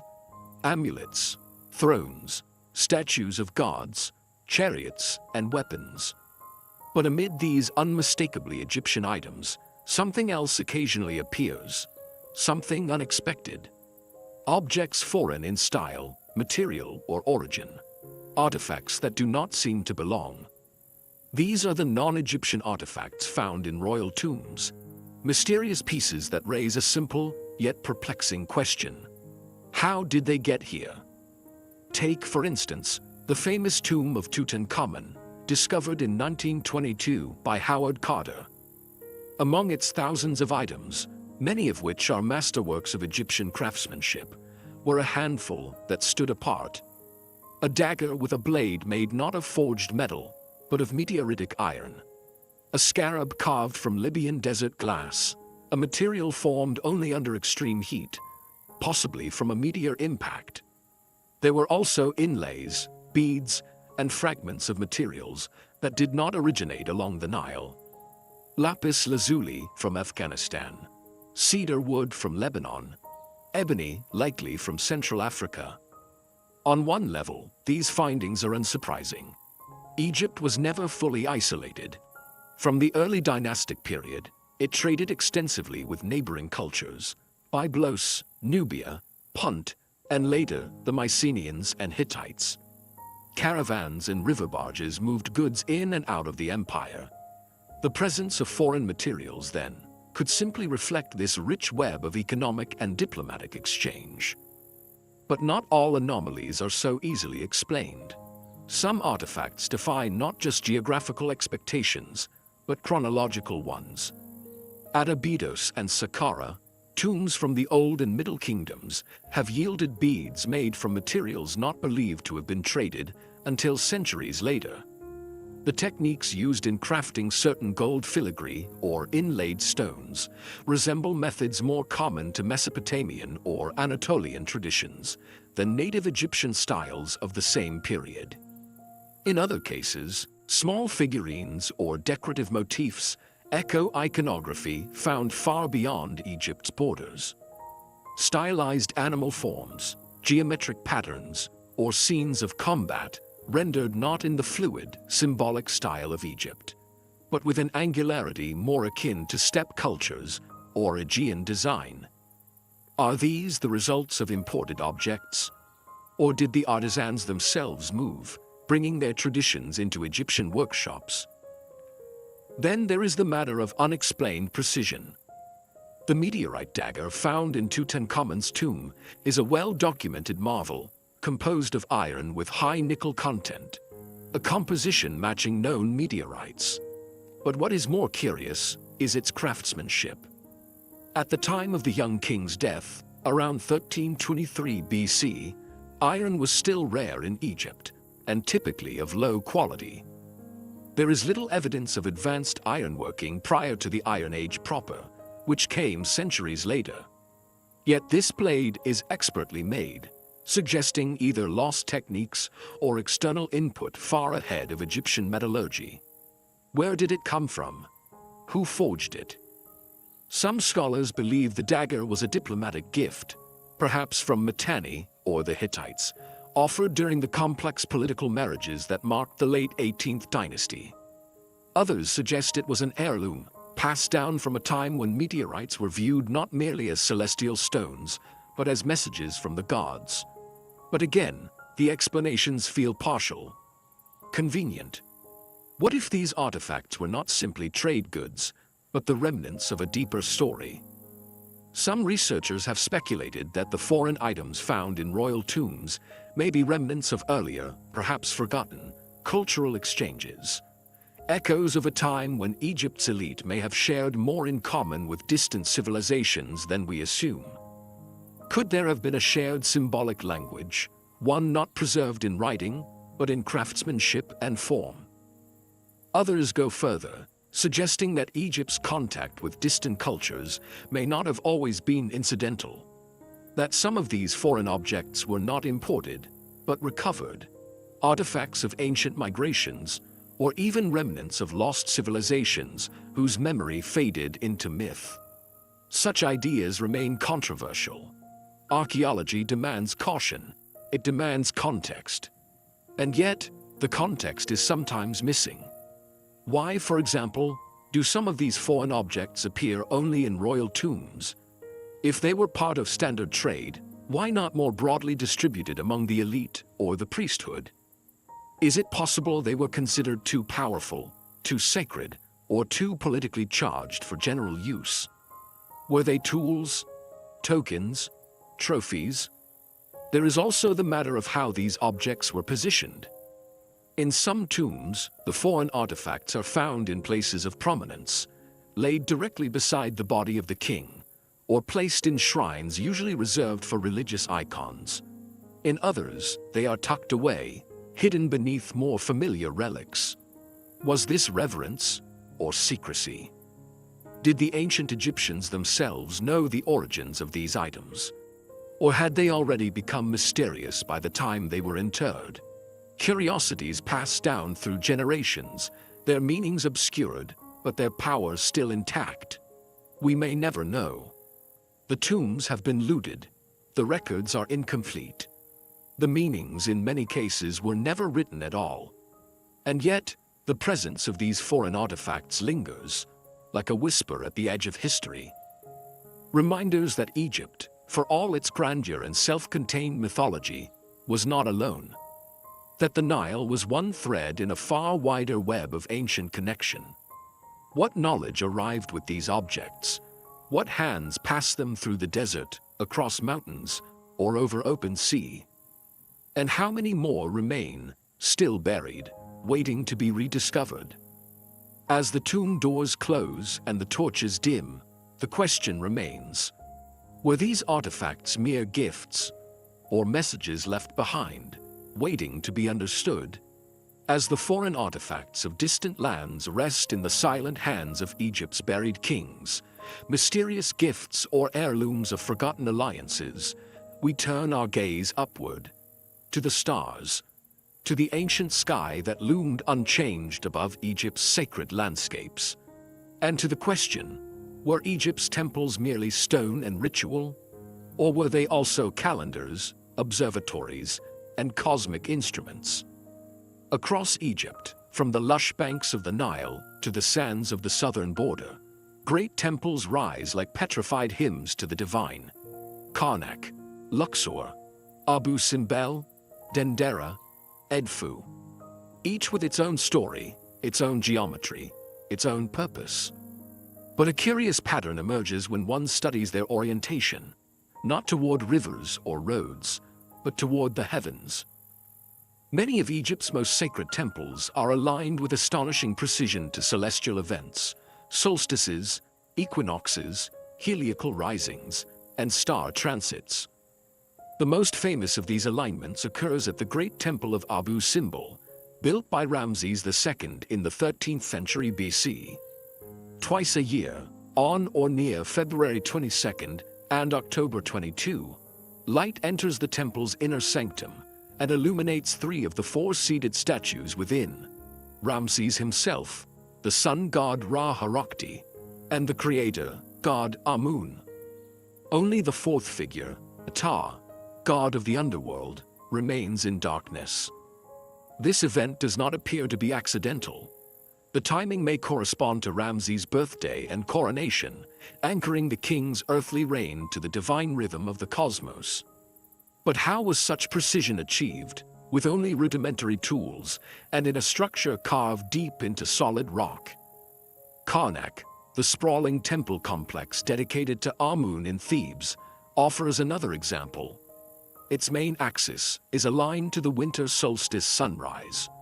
On that day, sunlight floods the temple's central corridor, striking directly through the series of pylons, columns, and halls, as though unlocking a path to the gods. Other temples appear to track stellar events. The Temple of Hathor at Dendera, for instance, features detailed astronomical ceilings, zodiacs, planetary bodies, star maps that suggest an intimate knowledge of celestial movement. Some researchers argue that Dendera's orientation may correspond with the rising of Sirius, the brightest star in the night sky, whose annual appearance signaled the flooding of the Nile and marked the beginning of the Egyptian New Year. So how did they do it? Without telescopes or modern mathematics, how did ancient builders achieve such precision? One theory suggests that Egyptian priests were careful observers of the horizon, using long sight lines, shadow tracking, and repeated measurements over decades. The use of simple tools, such as the merket, a type of plumb line, and the bay, a sighting tool, might have allowed them to fix orientations based on the rising and setting points of key stars.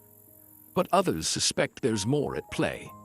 The recurrence of solar and stellar alignments across so many temples and over so many centuries suggests not just practical astronomy, but cosmology. A worldview in which architecture was inseparable from the heavens. The temple was not merely a place to worship the gods. It was a map of the universe, a mirror of divine order imposed upon the earth. Could the temples have functioned as part of a greater, interconnected system?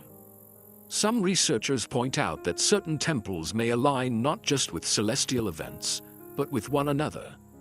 Longitudinal and latitudinal parallels, astronomical triangulations, even potential ley lines have been proposed, though these ideas often fall outside mainstream scholarship. Still, they raise a tantalizing question. Were Egypt's sacred spaces part of a grand terrestrial network, calibrated to track time, seasons, and the stars? Other theories draw connections between Egyptian temple alignments and myths of celestial rebirth. Osiris, the god of death and resurrection, was often associated with the constellation Orion. The star Sirius, identified with his sister and wife Isis, rose just before the Nile flood, the annual act of rebirth for the land itself. Were temple alignments meant to reenact these mythic events? Were the beams of sunlight that pierced sanctuaries, each solstice symbolic births of the divine within sacred stone? Still others propose that the temples were used for calendrical and agricultural purposes. By tracking solar and stellar cycles, priests could regulate planting, harvesting, and ritual festivals with uncanny precision, ensuring the survival of both crops and cultural order. In this view, astronomy was less about speculation and more about survival. And yet, questions remain. Why are some temple alignments so precise, while others are less consistent? Were certain sites repurposed or reoriented over time? Did alignments shift as religious focus moved from one deity to another? And more fundamentally, was the alignment of temples intended solely for human observation? Or were the gods themselves believed to descend along these shafts of light, these channels of energy that connected heaven and earth? The ancient Egyptians saw no sharp division between the physical and the spiritual. Light was not just illumination, it was life, power, presence. A temple oriented to a sunrise was not just catching the sun, it was receiving it, inviting it, honoring it. Today, we stand in these sacred spaces and watch as sunlight creeps through stone corridors built thousands of years ago, touching the same places, at the same moments, year after year.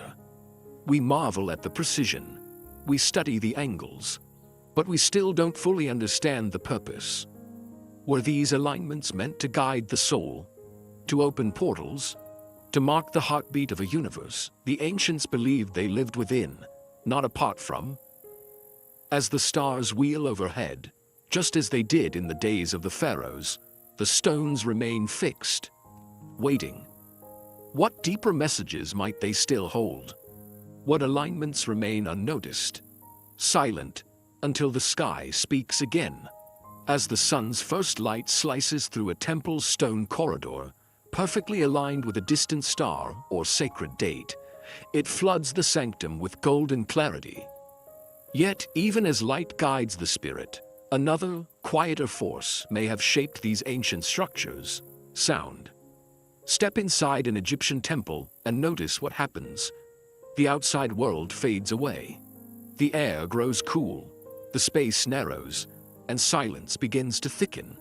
Not emptiness, but a presence. Then, The smallest noise, a footstep, a whisper, echoes with unexpected clarity. A chant spoken at the right spot seems to travel, to deepen, to linger in the stone. Was this acoustic effect a byproduct of grand architecture? Or was it deliberate? Across the great ceremonial temples of ancient Egypt, Karnak, Luxor, Dendera, Edfu, there are patterns that invite the question. Long axial corridors, high vaulted ceilings, stone walls closely spaced to amplify resonance, enclosed sanctuaries with curious echo points. What role did sound play in these sacred spaces? Mainstream interpretations of temple design focus on symbolic geometry, solar alignments, and processional pathways. The temple was, in every sense, a model of the universe, its architecture reflecting mythic creation, its axis mirroring cosmic order. But perhaps sound was just as important, not merely incidental, but instrumental in shaping the experience of the divine. Ancient Egyptian rituals were far from silent. Inscriptions speak of chants, hymns, invocations, and the rhythmic intonation of sacred names. Sistrums, musical instruments used by priestesses, were shaken in religious ceremonies to appease the gods and dispel evil. Drums and clappers were used in funerary rites. The spoken word was believed to carry power, Heka, the force of magic, especially when spoken in ritual cadence. Could the architecture of temples have been designed to magnify that power? Modern acoustical studies suggest that they may have been. In the Temple of Hathor at Dendera, researchers have noted specific reverberation patterns in the hypostyle halls, spaces where stone columns seem to catch and sustain sound. In the Osirian at Abydos, an underground chamber built with massive granite blocks, certain frequencies produce strong standing waves. Chant at the right pitch, and the room begins to vibrate around you. Was this a coincidence or a technology? In 2017, researchers conducted controlled acoustic experiments in several temples, measuring how sound moved through corridors and reflected off stone. They found that narrow passageways and enclosed sanctuaries were highly responsive to low frequencies.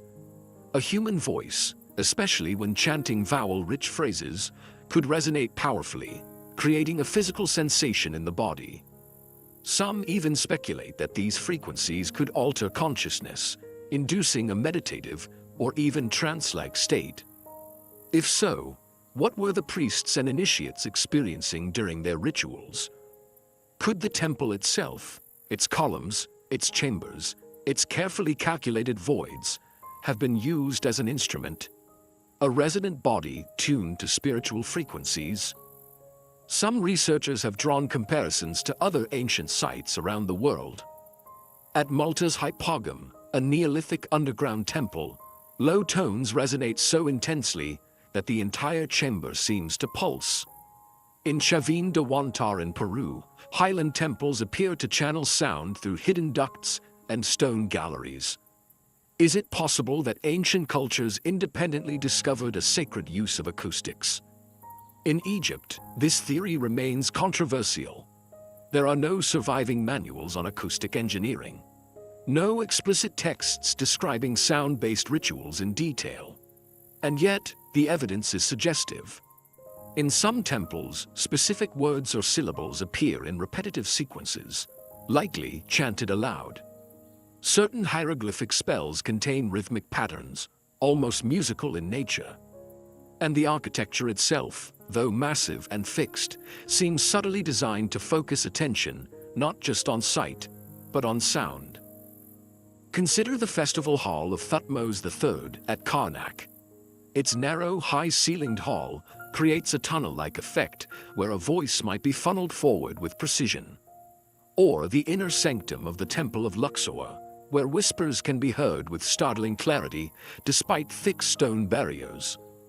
Could these have been places where the word became more than breath? Some go further still, speculating that sound was used not just for ceremony, but for transformation. that the right tones, spoken in the right space, could induce altered states of consciousness, visions, healings, communications with gods or ancestors. In this view, the temple was not just a house for a god, but a machine. A structure designed to shape perception, to harmonize the soul, to bridge the divide between mortal and divine.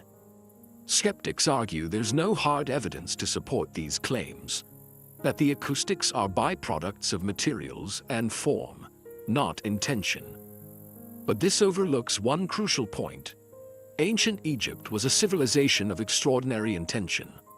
Every gesture, every inscription, every beam of light and placement of stone was loaded with meaning. Why not sound? Why not echo as prayer?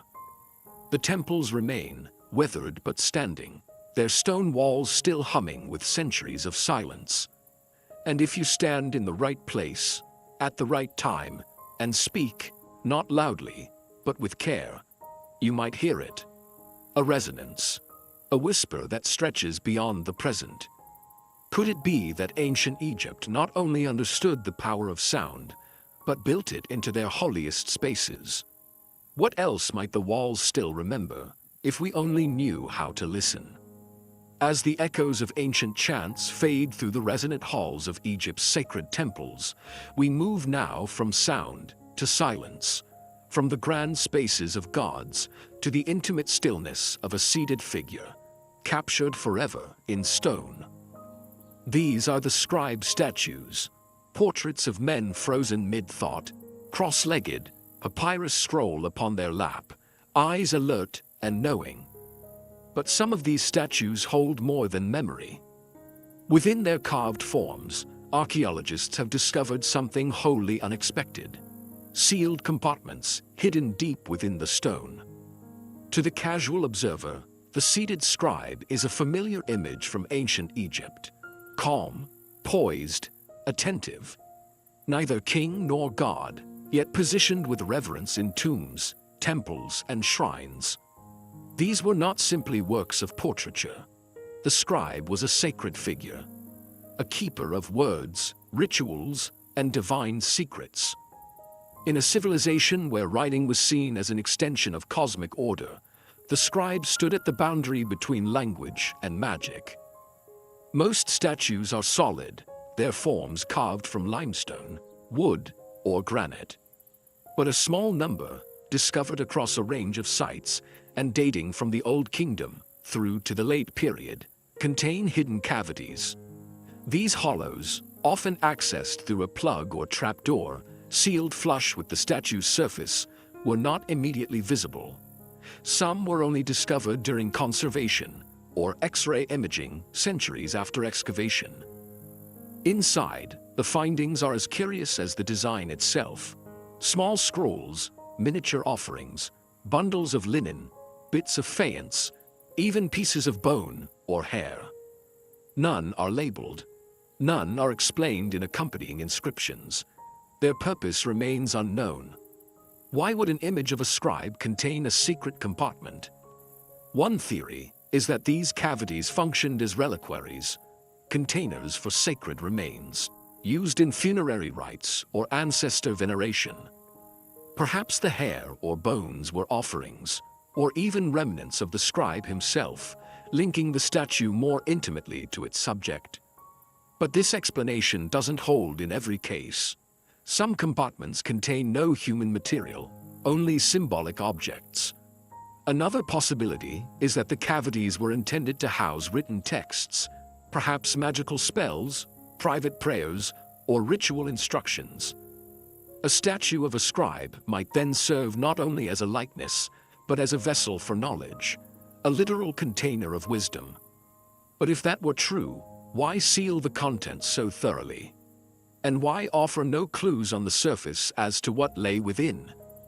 In the most perplexing cases, the contents are entirely inert, small pebbles, sand, or scraps of linen that appear to serve no obvious ritual function. Could they be symbolic fillers? Or does their very simplicity mask a deeper purpose? Speculation has led some researchers to consider more esoteric possibilities. Could these sealed compartments have been intended to activate the statue, to bind it with a particular spirit or function? In Egyptian belief, statues were not inert objects. They were bodies, receptacles, given voice through ritual, opened through the opening of the mouth ceremony, and fed with offerings as if they lived. Perhaps the contents of the cavity acted as the final ingredient in a metaphysical formula, an identity embedded within the stone. More fringe theorists suggest that the cavities may have been designed to conceal knowledge, lost writings perhaps, or encoded relics passed between generations of scribes. If the priesthood feared that certain information might be lost or corrupted, what better way to preserve it than within a sacred form, sealed and hidden in plain sight? But these ideas remain speculative. There are no records from ancient Egypt that explicitly mention the creation or purpose of hollow statues. No texts describe why a scribe might be carved with a hidden chamber, or what rituals accompanied the sealing of such objects. Were these practices part of a secret tradition, kept within a narrow circle of temple scribes? Or are we misinterpreting something more practical, more mundane? Even the method of sealing raises questions.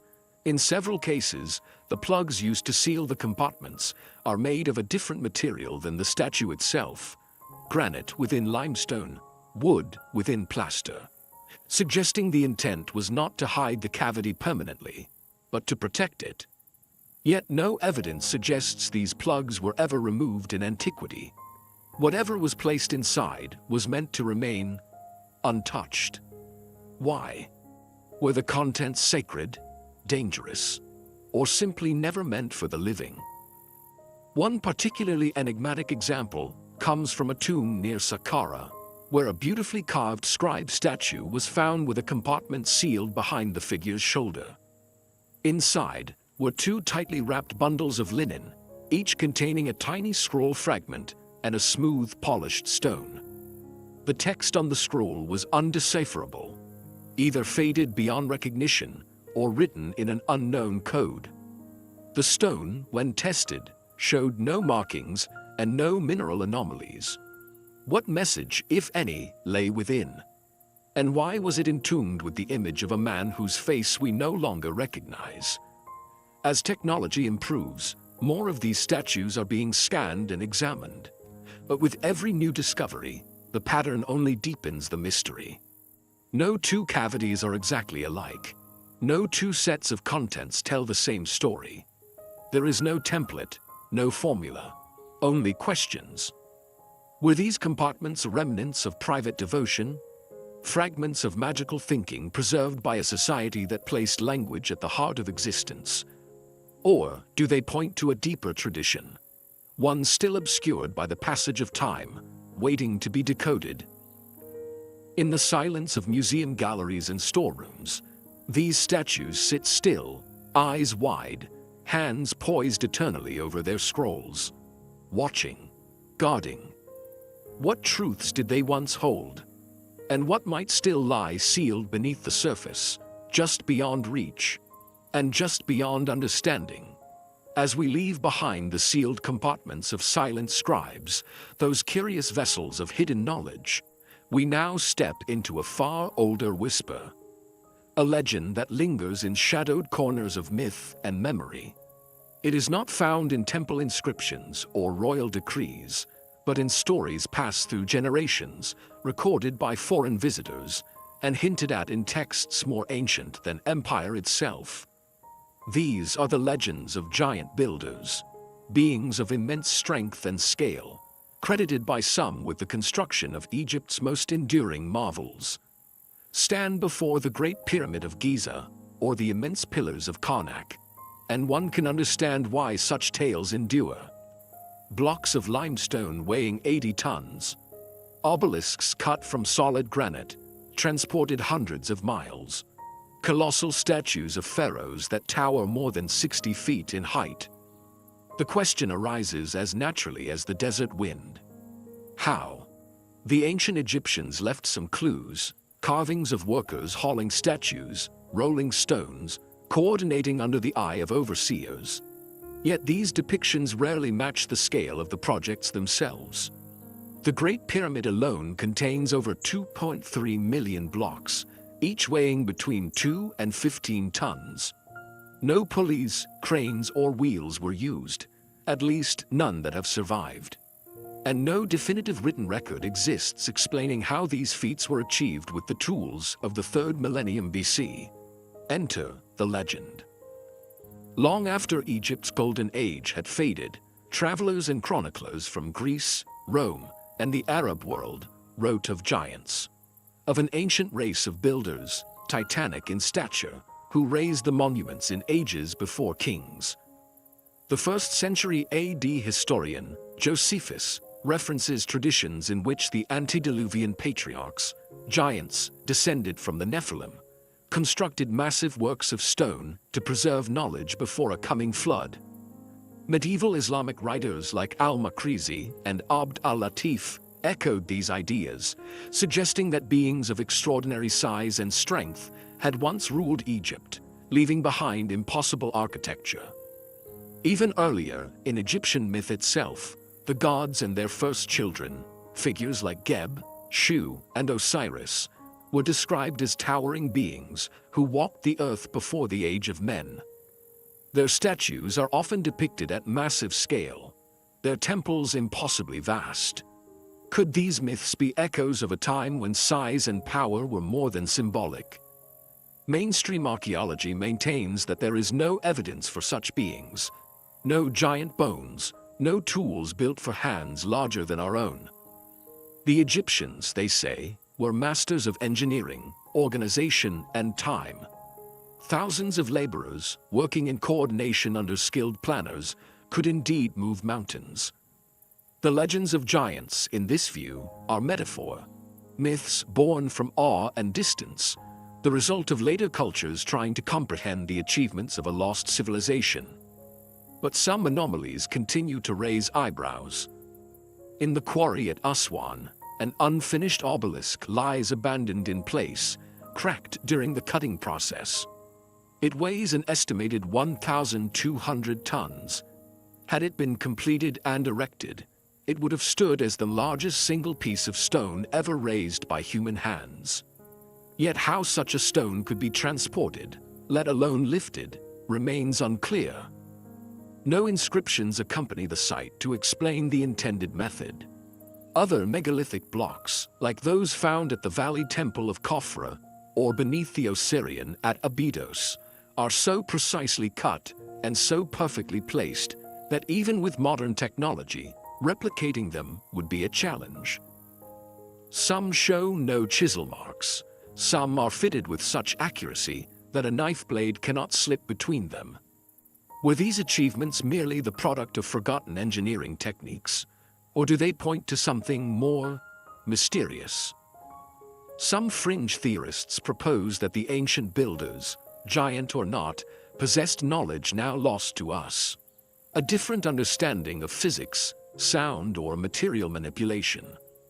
Others suggest the legends may preserve a cultural memory of an earlier race, perhaps not giants in the literal sense, but a now vanished people of great ability, whose tools and techniques have disappeared under the sands of time. There are even accounts, though unverified, of massive skeletal remains unearthed and swiftly removed, never to be displayed in museums or scientific journals. Such stories often appear in early travel logs or apocryphal letters, but lack the documentation needed to move beyond folklore. Still, the idea persists, and perhaps it's not about bones or relics at all. Perhaps the enduring power of the giant builder myth lies in its ability to express a truth we still feel, but cannot name. That the monuments of Egypt do not just defy time, they defy scale. That their creation required not just labor, but a vision so vast, so beyond ordinary human limits, that we instinctively reach for something larger to explain them. What if the idea of the giant is not about size, but consciousness? A symbol of a people who could think on a monumental scale, who carved the earth with a patience measured in centuries, who lifted not just stone, but story. Today, the giants are gone, if they ever lived. Their names are not carved on stelae, nor buried in golden coffins. But the structures remain. The temples still rise. The pyramids still cast their shadows on the sand. And the question still lingers in the silence between their stones. Who truly built these wonders? What hands raised the first blocks? What memory lies encoded in the very mass of the monuments? And what, if anything, might still be hidden beneath the myth?